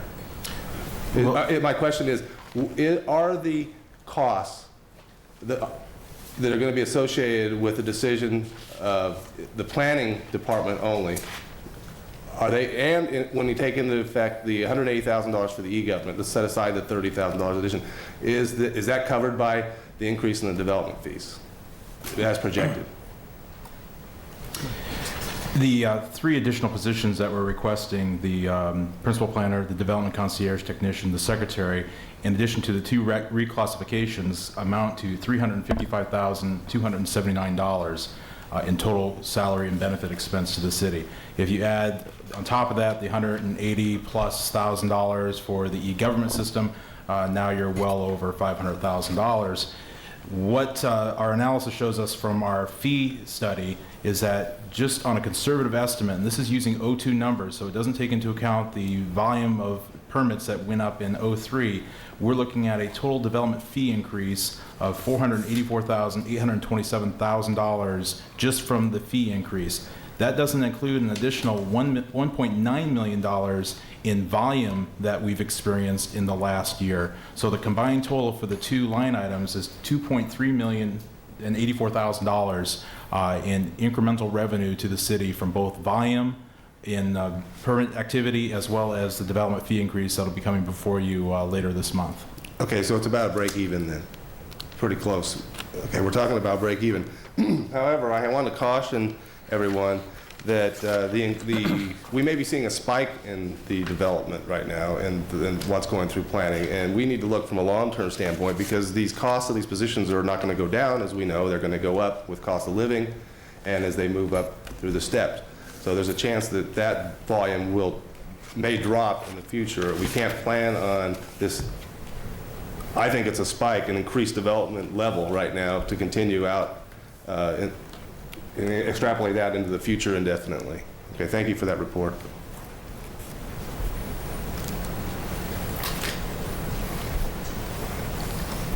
Council? Mr. Mayor, I Yes, just sir. have a question for Mr. McCulloch. I did read this report, and I did not see any place in the report, and maybe you could point it out to me what you just said, where the report says that it does not want to divide the department, because it creates some confusion for me, because when I look at the org chart, I see that the departments are divided. So the only reference, because I see that in the org chart of your task force, that it is divided into the planning department and strategic planning. And so in that section 6.1, the only thing I see that substantiates what you were saying was the gradual shift of the existing planning director to facilitate transition. And I'm wondering, there's no timeline on a gradual shift, nor is there any place that states that I can find that says not to divide the department and is backed up by the org chart. So I wonder if you could clear that up for me. The part 4 or part 6 that talks about a planning manager position, and we did not set a specific timeline because no one on the task force felt they could predict exactly when this was going to happen. And you're right, the organization chart not only is confusing, it's misleading. And in my opinion, the organization chart does not represent the recommendations of the task force. The organization chart was developed not by the task force, but by staff, and we went through several reiterations of this with different lines and different blocks, and we drew all over this thing several times. But in my opinion, this represents the Kaplan proposal and the ultimate place that everyone decided they were going to get to, but it doesn't include the position of planning manager. So I think this organization chart does not match with our recommendations. It's an error. But yet this was, well, that's what the confusion is, Yes. is where to accept this as the It's task contradictory. force's I agree with you. recommendations. Then you have a contradiction here in two departments over here, and then I still can't find where it says not to divide the department in this report. It doesn't specifically say not to divide it. That was the discussions that were made in order to make this relatively brief bullet point report. We had other drafts of this thing that had much more information in it. But by virtue of the fact that it says create planning manager position, it doesn't say create a director of planning and a director of strategic services or whatever the terms are. That's why that wasn't the recommendation. These are the recommendations. And I agree with you. This chart, this appendix here does not tie to the recommendations as printed in the body of the report.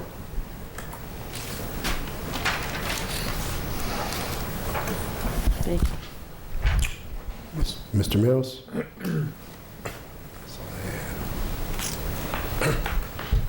Yes, Mr. Mayor.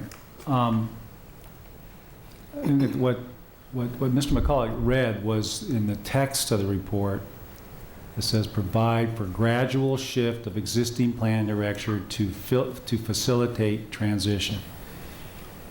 Okay, and that's what the task force recommended, as Mr. McCulloch said, after a lot of input, a lot of time, a lot of effort from a lot of people. And I'm just going to start off with some observations, and I'm going to qualify again for you, just to give you like a brief history of where I'm coming from, and just to let you know what the background is that I'm speaking of. And I've had my architectural practice here in Palm Springs since 1977. I've been on Planning Commission for 10 years. I was on Architectural Review Board for about 8 or 9 years. Been processing applications through this city since 1972. This city and other cities and the county and all over. But a substantial amount of my business is in Palm Springs. and has been in Palm Springs. So I'm certainly a frequent user of planning services throughout this valley and certainly in this city. And my observation, as I've said before, between business friendly and business unfriendly really comes down to one thing. And it comes down to the people that get what they want and the people that don't get what they want. And it's plain and simple. That's what it is. If you got what you want, you're happy. If you didn't, you're unhappy. There are certain standards in this city that were established when our zoning ordinance was originated back in the 1970s, early 1970s. And I'm going to read some excerpts from Mr. Kaplan's report regarding the standards of development. So, and I'm quoting, ironically, among those interviewed, there was near unanimous agreement on the commitment to development of high quality that reflects the uniqueness of Palm Springs. Another item. Palm Springs is committed to high quality development and consequently is a highly regulated community, which adds to the complexity of the review and entitlement process. Another excerpt. The ingredients that appear to compromise the Palm Springs development philosophy are comprised, not compromised, pardon me. The ingredients that appear to comprise the Palm Springs development philosophy are a commitment to a high quality of development, regulations designed to protect the community's identity and achieve its expectations, enforcement to maintain the character and quality of development, the ability to administer regulations in a manner that is reasonable and practical while promoting quality development. So I think Mr. Kaplan appreciated what Palm Springs has done, has strived for and accomplished over the last 30 or so years.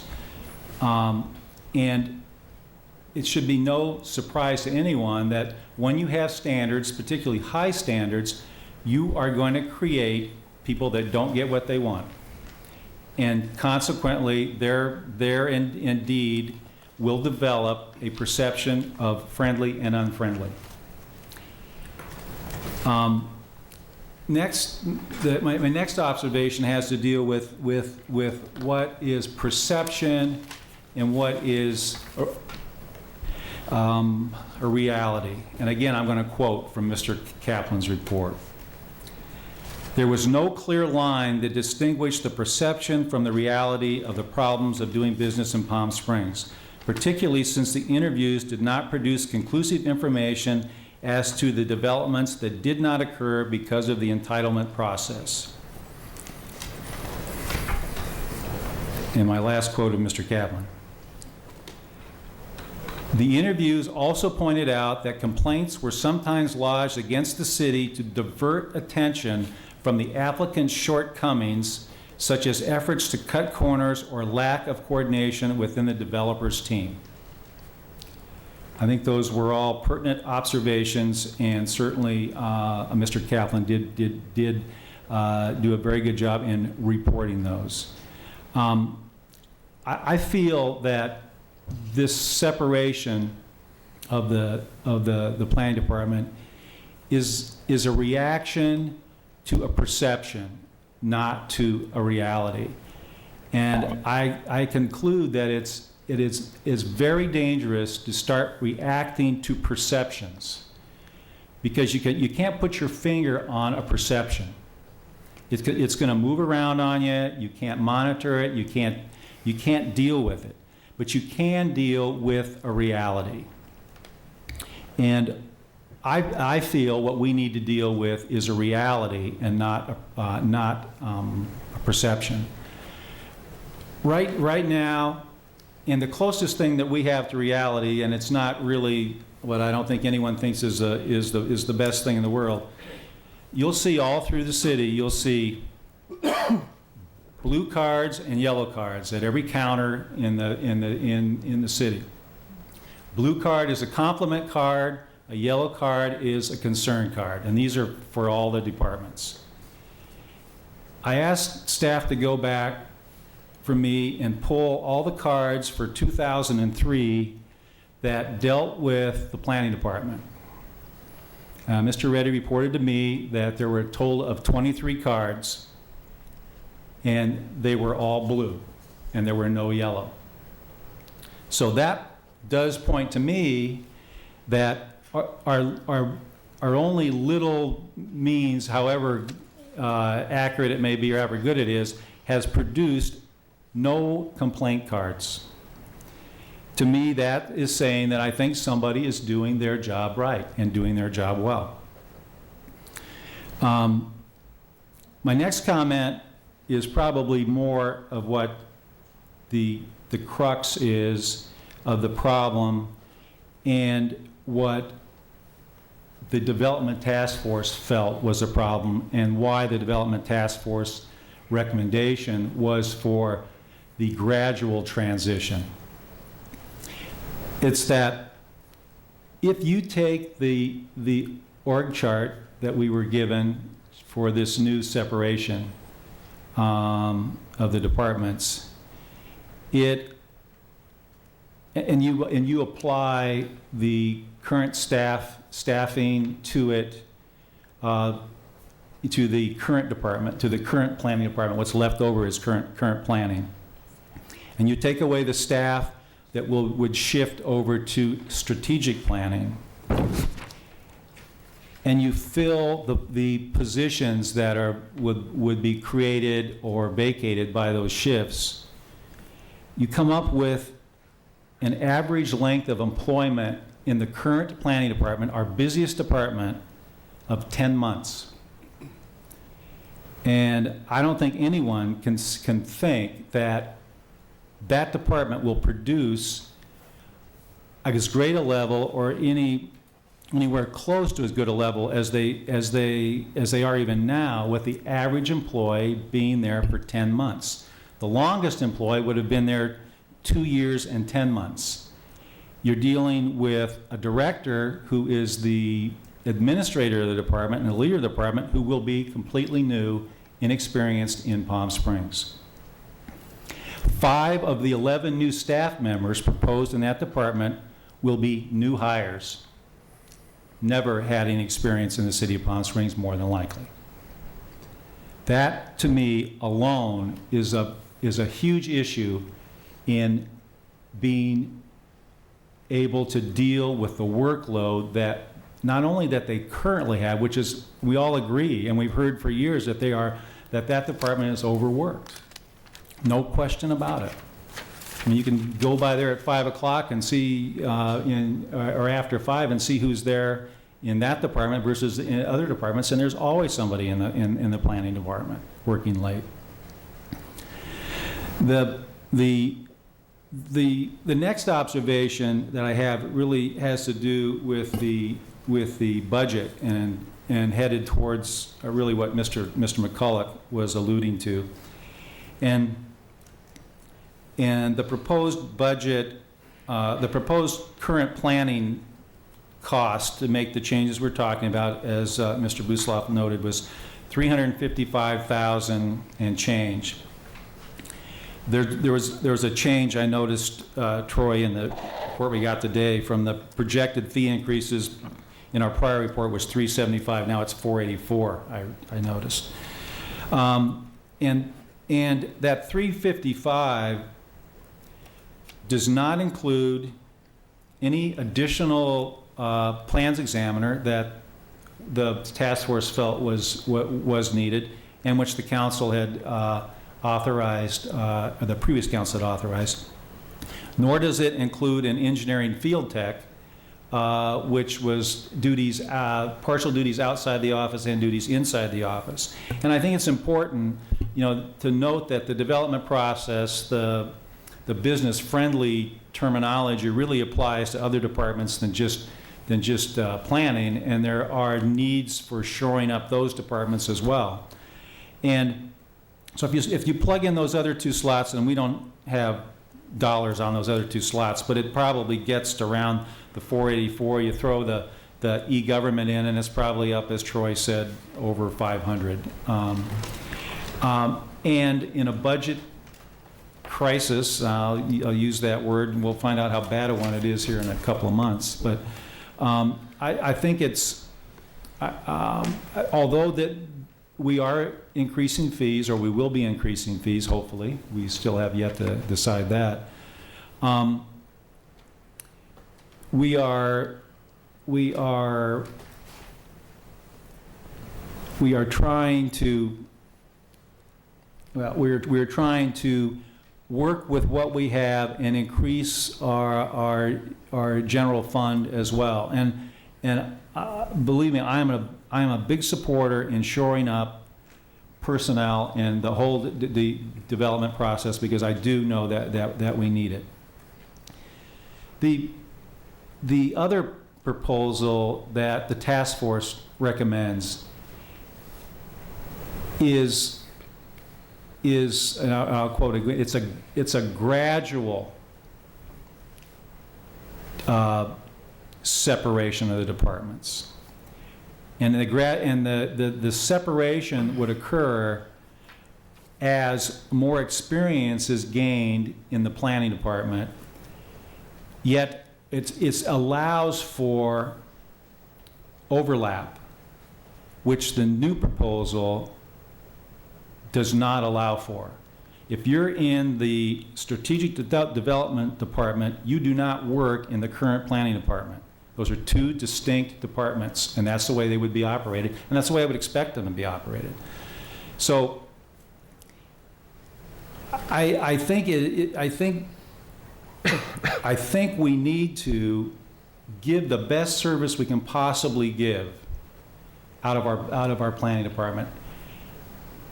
And that, to me, for a while, is going to take some overlap with the goal in mind of creating the strategic planning department and I do think ultimately when we get to the right point and we have enough experience in our staff of 15 or 16, that ultimately that is the right thing to do. And that's what the task force said. Ultimately, it's the right thing to do. It's just timing at this point. And I appreciate Mr. Reddy's enthusiasm to solve the business-friendly, or his perception of what the business-friendly is as soon as he can. I think it's going to be worse. I think people, it's going to take longer. There's going to be less education to understanding the ordinances. It's going to take more time, and we will be creating a monster. But I do think ultimately what is suggested will work. Just not now at our absolutely busiest time. We have never been this busy by a long shot.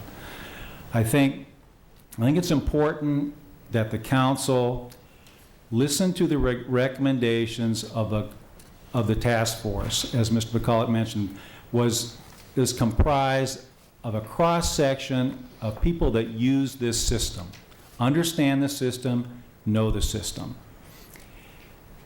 And I do think that the Kaplan report was a very good observation. I think he really hit on various subjects that the task force did, and there weren't many things that we didn't agree with between his report and the task force. But that is really the fear I have in a separation of the departments. Just that you're going to isolate one from the other, not allow overlap, and you have an extremely inexperienced current planning department, which is our greatest processing department we have now, and where it's the first contact that people have to do with our development process.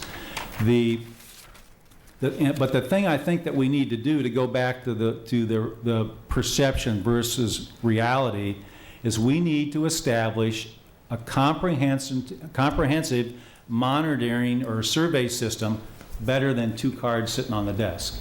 I mean, and hopefully the e-government system we talked about will allow us to create that system where we can really tell. I mean, we can really put our finger on the fact, are we doing a good job? Are we not doing a good job? Where are we weak? Where are we strong? Where do we need to shore up? And really give us some usable information rather than information that is in my opinion, weak and overall, I think, inaccurate. I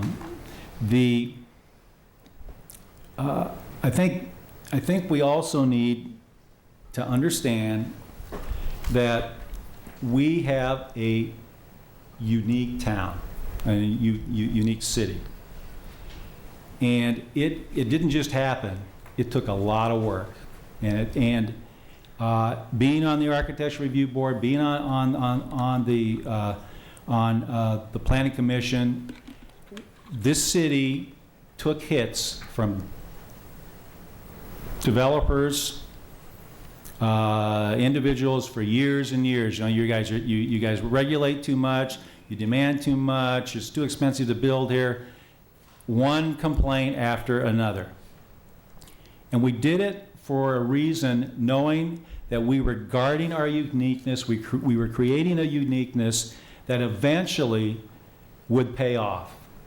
And I feel that after 30 years of suffering from that business unfriendly perception, which was really ill-founded based on what I think the goals were of the City Council, Planning Commission, really the entire city, to maintain that higher standard.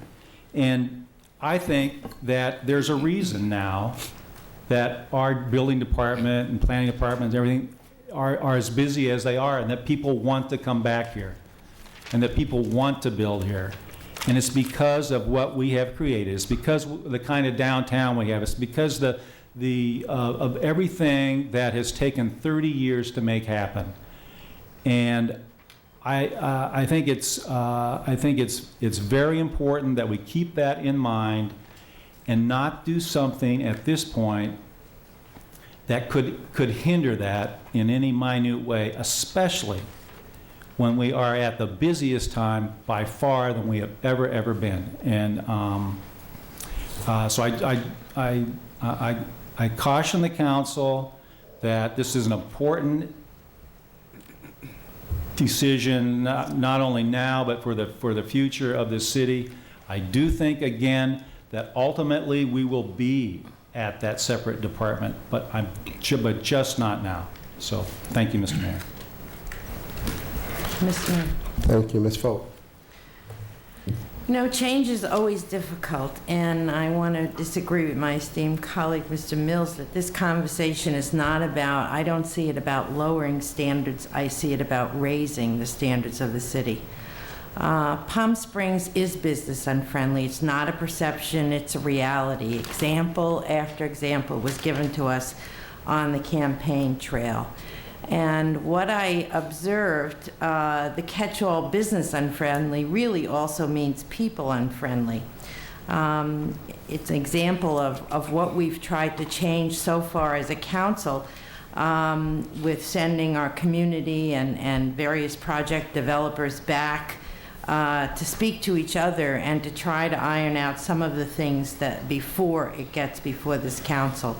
And I think that although you might have only seen a couple of those yellow cards, I think that since I've been in this position, I have received dozens of letters of people who have had problems in dealing with the city. And I think this is the first step in changing that.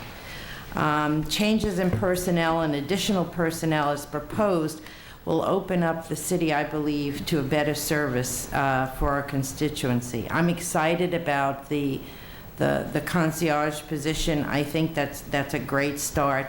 I think when we create the Director of Strategic Planning, this will allow us to start to be more of a forward-thinking city in planning our own destiny.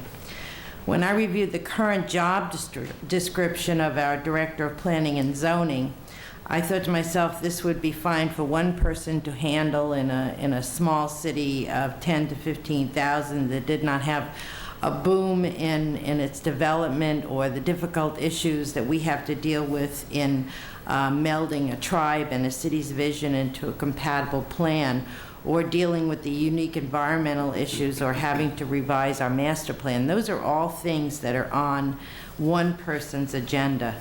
And when people ask me about what Palm Springs will look like in 10 years, I want to be able to show them that our master plan, our vision for the future, and I see this Director of Strategic Planning making us have that vision, and I can say what this city is going to look like in 10 years. And the only other comment I have is that having managed large staffs in my business experience, I also believe that when individuals say the sky will fall in and the organization will fail if an employee leaves or is moved within that organization, it has little respect for the management of that organization.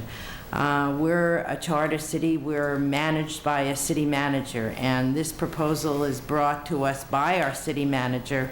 I believe that we have an obligation to follow what his suggestions are after a thorough evaluation, and I think I have done a thorough evaluation. I have read the confusion within the Development Task Force. I've listened to people who were sitting in the same room as Mr. McCulloch and Mr. Mills, who came out with a different end result than what they believe was the end report.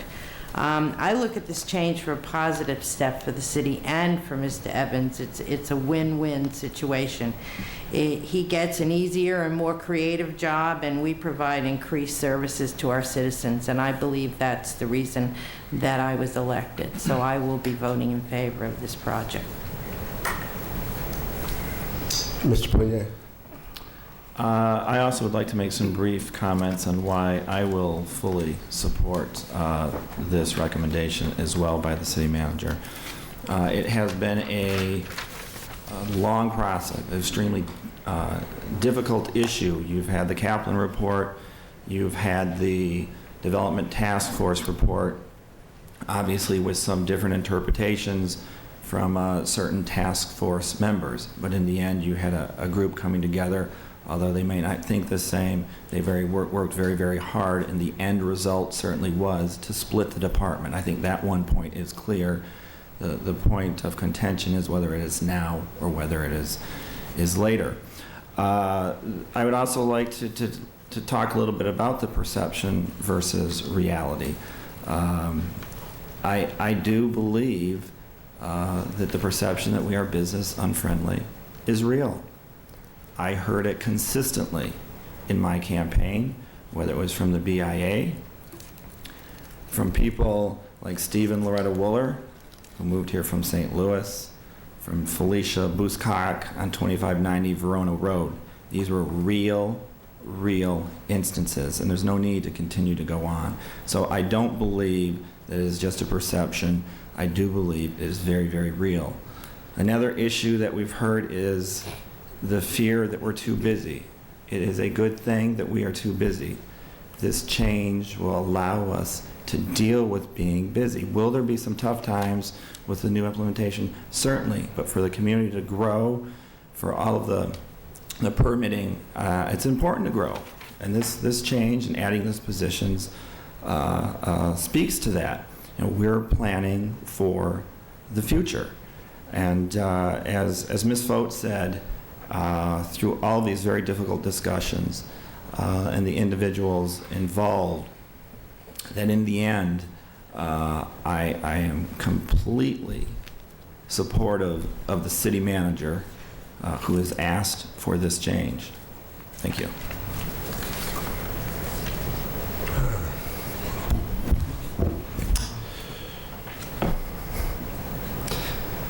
First of all, I'd like to say to Councilmember Mills,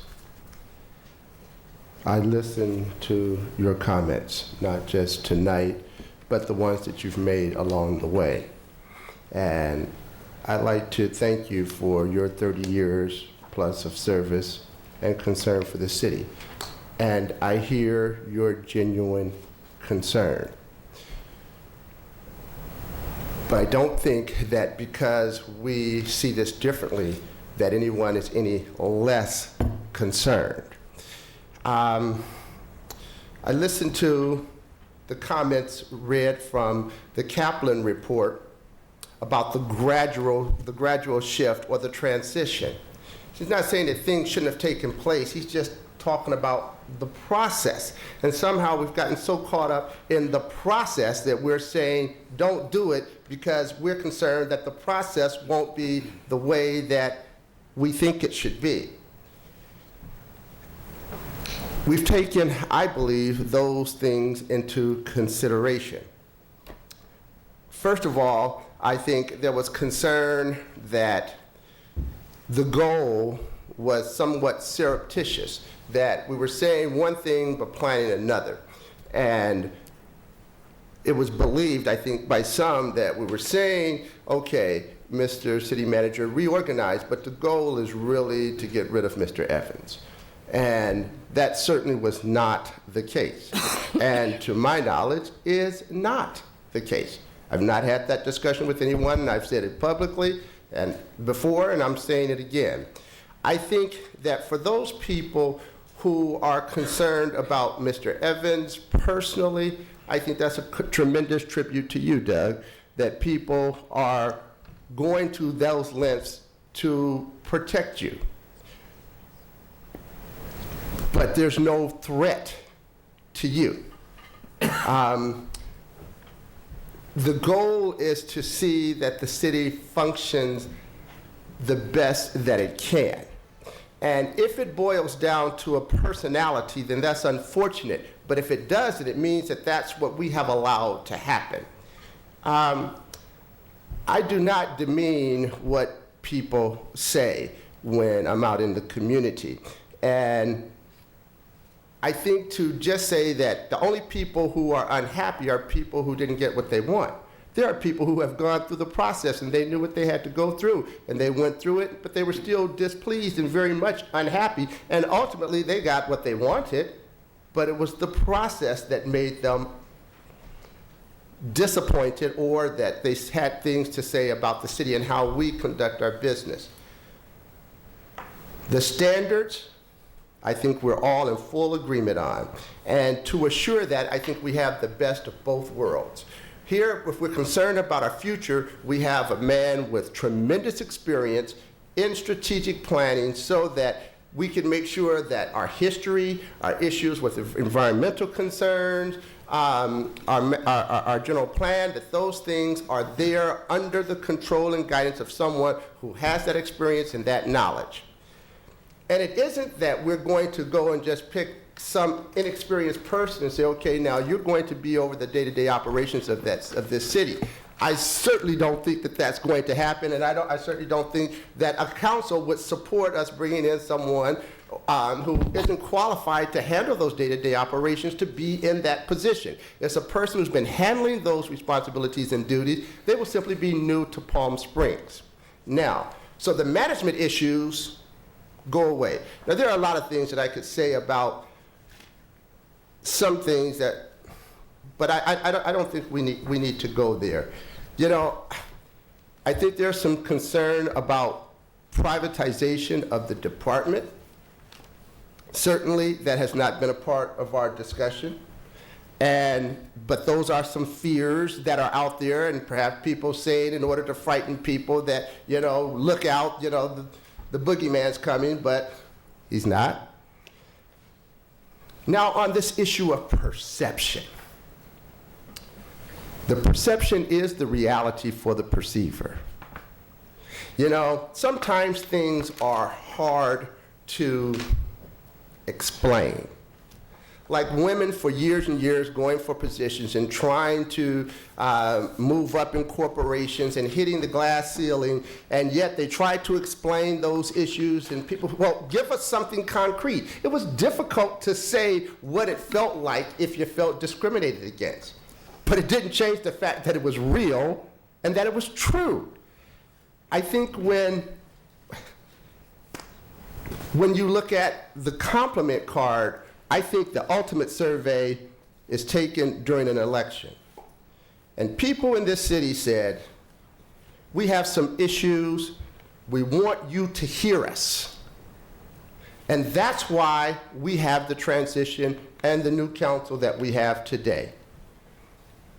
To say then that this is only perception and we don't really need to respond to those issues, I think we need to respond to those issues because people put us in positions because we carried the issues that they asked us to carry.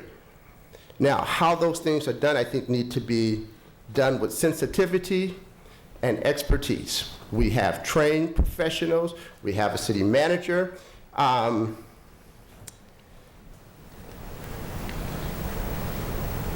I don't think that this is going to be the end in addressing the perception or the misperception of whether or not we're being business friendly. And I don't think that this is the only area that we have to look at as a city in order to address this concern, or the only department. I think this is just the beginning of issues that we need to look at. And I think that we all have to assume some of that responsibility in terms of being business friendly. But if we do nothing, what kind of message are we sending? If we say not today, then when? When is it ever going to be convenient to do the change that everyone's going to be comfortable with? But a thing that gives me confidence are the people that I'm sitting with, listening to their concerns, and those are the things that will offer the balance, I believe, as we go through this process. Everyone's input is important. And so I will be supporting the recommendation of the city manager. And the fact is, you know, this, you're absolutely right, this isn't a new issue. We've been dealing with this for a long time. And we continue to do many of the things like that are recommended, but it didn't change how we were perceived. And this is the first time that we have an opportunity when the entire community is looking and they're saying, okay, well now, maybe this will make a difference.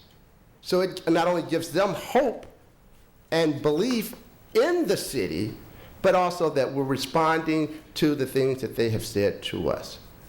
So with that, council, I will ask, what is your pleasure? I move the resolution. We have a motion. Second. And we have a second. Mr. Mayor? Yes.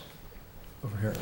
Mr. Mayor, if I could, I do need to add to this. If council approves this, what I would like to ask of you is the importance of this position, I think, would require to have a professional recruiter. That would be approximately $20,000 to $27,000, somewhere in that range. And we would bring that back to you as part of this process. Now, I would like to say, just a final comment, 30 seconds. The issue that Councilmember McCullough brings up on the budget is true. There is an additional cost to this.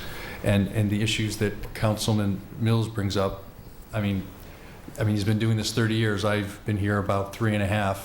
You know, I'm not even, I can't even sit down and have a decent conversation with him. I can't even speak his language. So I have to take what he says with great weight, and believe me, I have, and I've wrestled with this. I've wrestled and wrestled. But honestly, the BIA, the EDC, Main Street, Uptown, citizens, developers, on and on and on. I can't make this business unfriendly thing go away. And again, maybe it is perception.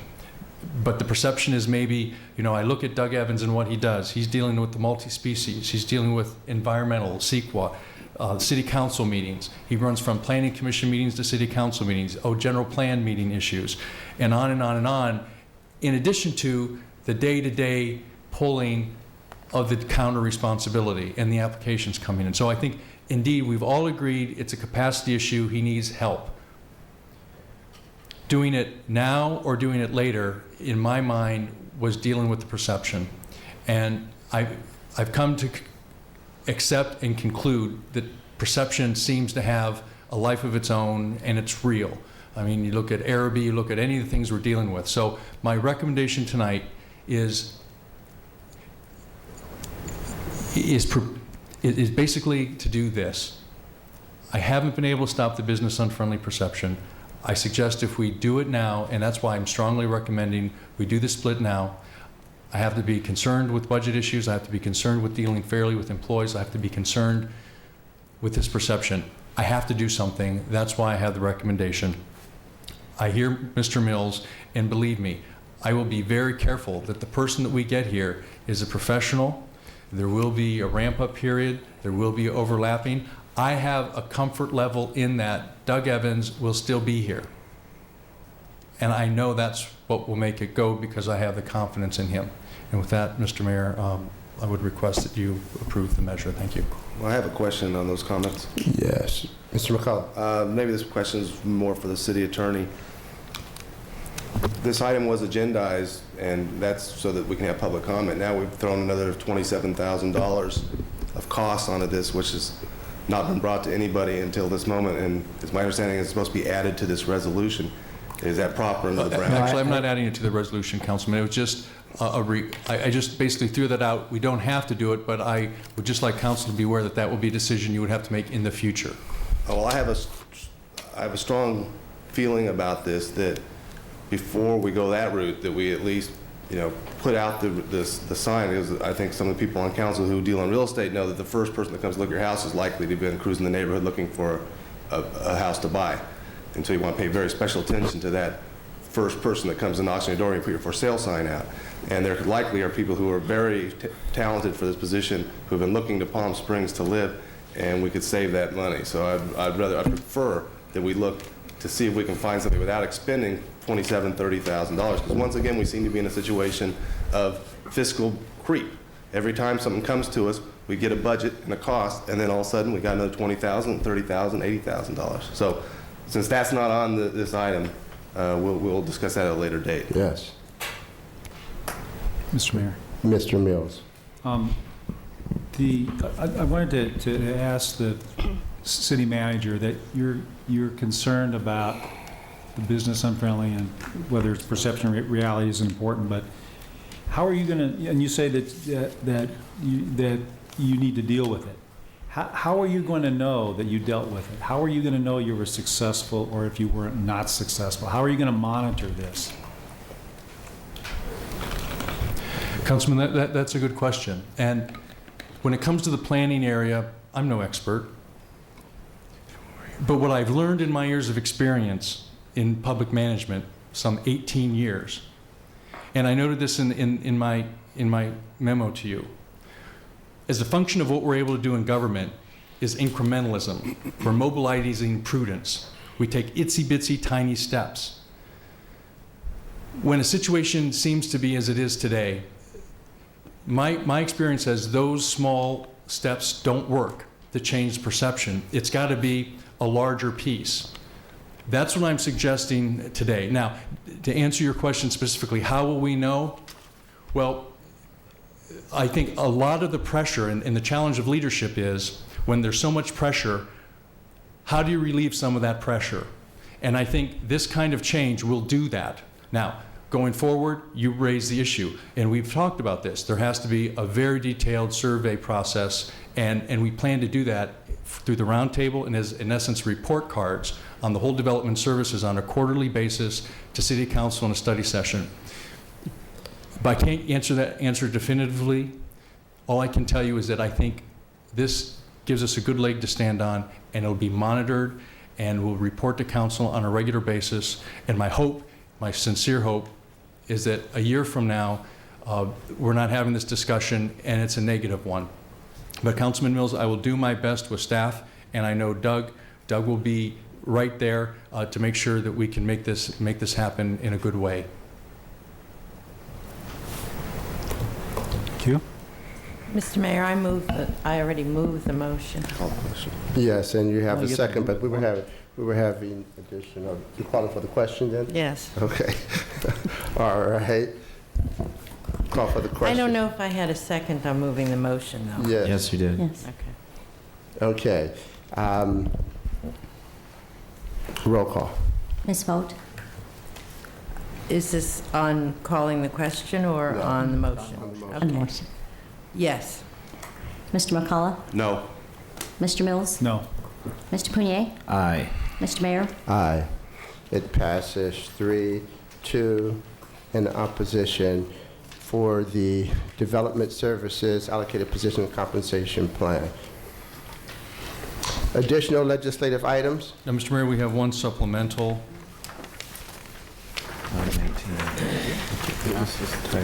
The Tiburon Settlement Agreement, number 18. I'm sorry. Would you repeat that? We have a supplemental number 18, Mr. Mayor. Oh, yes. The Tiburon Settlement Agreement. Staff report, oh, we have to take an action to add this? No, this is not, no, okay. Staff report. Thank you, Mr. Mayor, members of the council. This agreement comes to you from a fairly lengthy negotiation period with Tiburon, which is our software in our 911 dispatch center. There had been some problems with the original setup of this. There's been a long series of negotiations, and we have tonight a settlement that we think works for the betterment for both us and for Tiburon in getting the goals done and getting the implementation of the project we had originated. I would ask Mr. Bootsloff to give you a few of the more details. He's been doing a lot of the negotiating, and I would ask him to give you some of the particulars. Thank you. Yes, Mr. Mayor and members of the City Council. Basically, the settlement agreement resolves a 3-year dispute between the city and Tiburon, which installed our computer-aided public dispatch safety system at the police department. The terms of the settlement agreement are basically the city will make some initial payments towards the vendor for work that's already been done on the system, as well as for current year maintenance costs. In consideration for those payments, Tiburon will proceed with an upgrade of the system to bring it up to a current specification of their existing software. So it will not only provide for a resolution of the dispute, but it will also upgrade the system so that we'll be at the most current level of the software that they currently market in the marketplace today. So with that, Mr. Mayor and members of the City Council, I'd be happy to answer any questions regarding the settlement agreement. Council, any questions on the staff report? Mr. Mayor. Mr. Mills. Move the minute order. We have it's been moved by Second. Councilmember Mills. Is there a second? Second. Second by Mr. Punier. And this is to approve the Tiburon Settlement Agreement. Roll call. Ms. Vogt? Yes. Mr. McCullough? Aye. Mr. Mills? Aye. Mr. Punier? Aye. Mr. Mayor? Aye. It passes unanimously to accept the settlement agreement with Tiburon. The added starters, There are none, sir. reports and requests.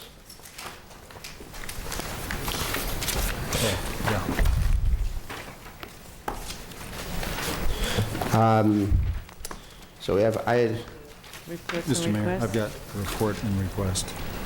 I do. Okay. Ms. Vogt.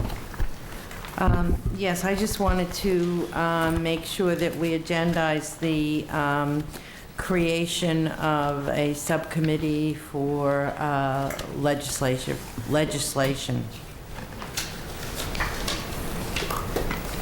Do we want to do that by committee or do we want to do it by designation? And if we do it by designation, do we have to have a subcommittee? I understand this will be a non-Brown Act liaison. Actually, I refer to the city attorney and the city clerk maybe for a little clarification on the regulations. Well, it hasn't really been discussed with me what the intent of the council is in terms of forming this group. If it's if the body is established by official action of the city council, then potentially it's a Brown Act body. If it's an ad hoc, isn't done by resolution or ordinance or anything like that, Maybe the right thing is for me to have a conversation with Jenny about what the intention is, and we can talk about that and then bring it back. I guess what we should ask, if there's someone else interested, because if there's someone else interested, then we need a subcommittee. Well, we have numerous subcommittees that are not Brown Act subcommittees where there's just 2 people on the committee. So my thought was for this committee to monitor the legislation that's coming both through Sacramento and through Washington that affects our city, using information from the state organizations and the League of Cities, to make sure that we respond and have some presence on those legislative issues. My intent was to probably ask for some volunteers from the community to help assist me with reviewing that legislation. If it's a committee appointed by the City Council, and especially if it includes outside people on it, it is potentially a Brown Act body. Now, I'm happy to talk. It hasn't been brought to my office about how to form this and what the options are. She'll talk with you. I'll talk with I'm you. happy to, yeah, thank you. Mr. Mayor. Mr. Mills.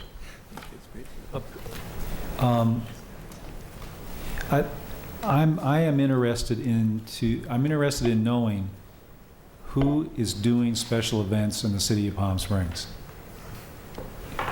Because I am thoroughly confused at this point as to who is doing that. I used to know who did it, and I thought who did it before did a very good job, and I'm curious as to why she's not doing it anymore, yet she is doing it.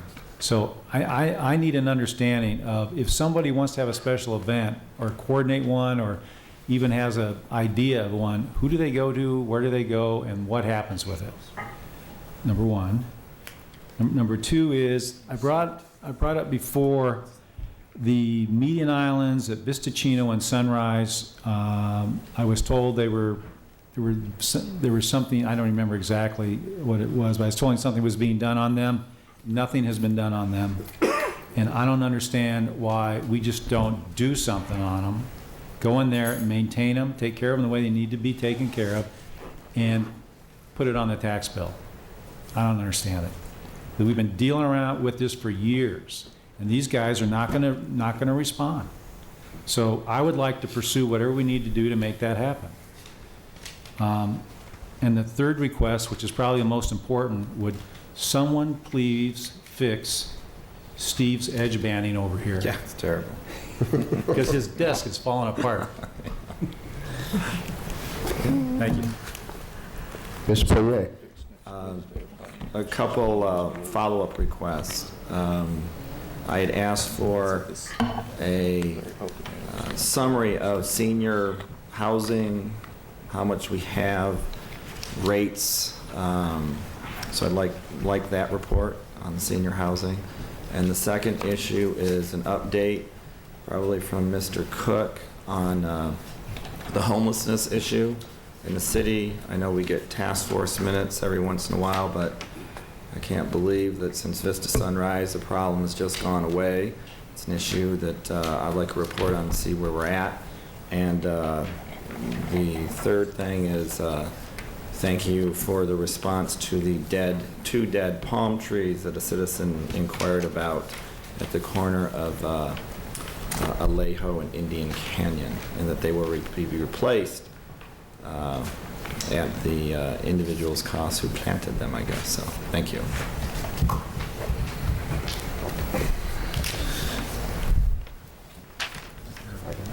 Okay, I have two requests. And I'm not sure if we had this on our study session agenda, but that's the designation process for street name changes and for properties. Okay, if we could add that.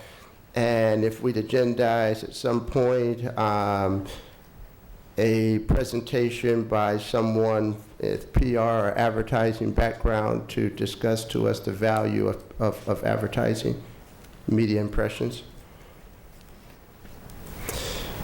And if there are no other reports or requests, we have our Treasurer's Investment Report as of December 31st, 2003. We want to receive and file. Comprehensive Annual Financial Report for fiscal year 2002-03 will receive and file. The copy is previously provided to council by our Finance Department. Public reports or requests. Staff reports or requests. I'd like to say that staff, I'm sorry. There are none, Spur. Tonight we had a representative from Palm Springs Board of Realtors. We used to have a representative that used to attend our meetings on a regular basis, but we had one here tonight. I see that she left before we completed everything, but I'm very glad to see that. Our next regular meeting will be at February 18th at 7 p.m. The next study session, February 11th. At 7 p.m., both preceded by a closed session at 5 p.m. We will call this meeting adjourned. Good night.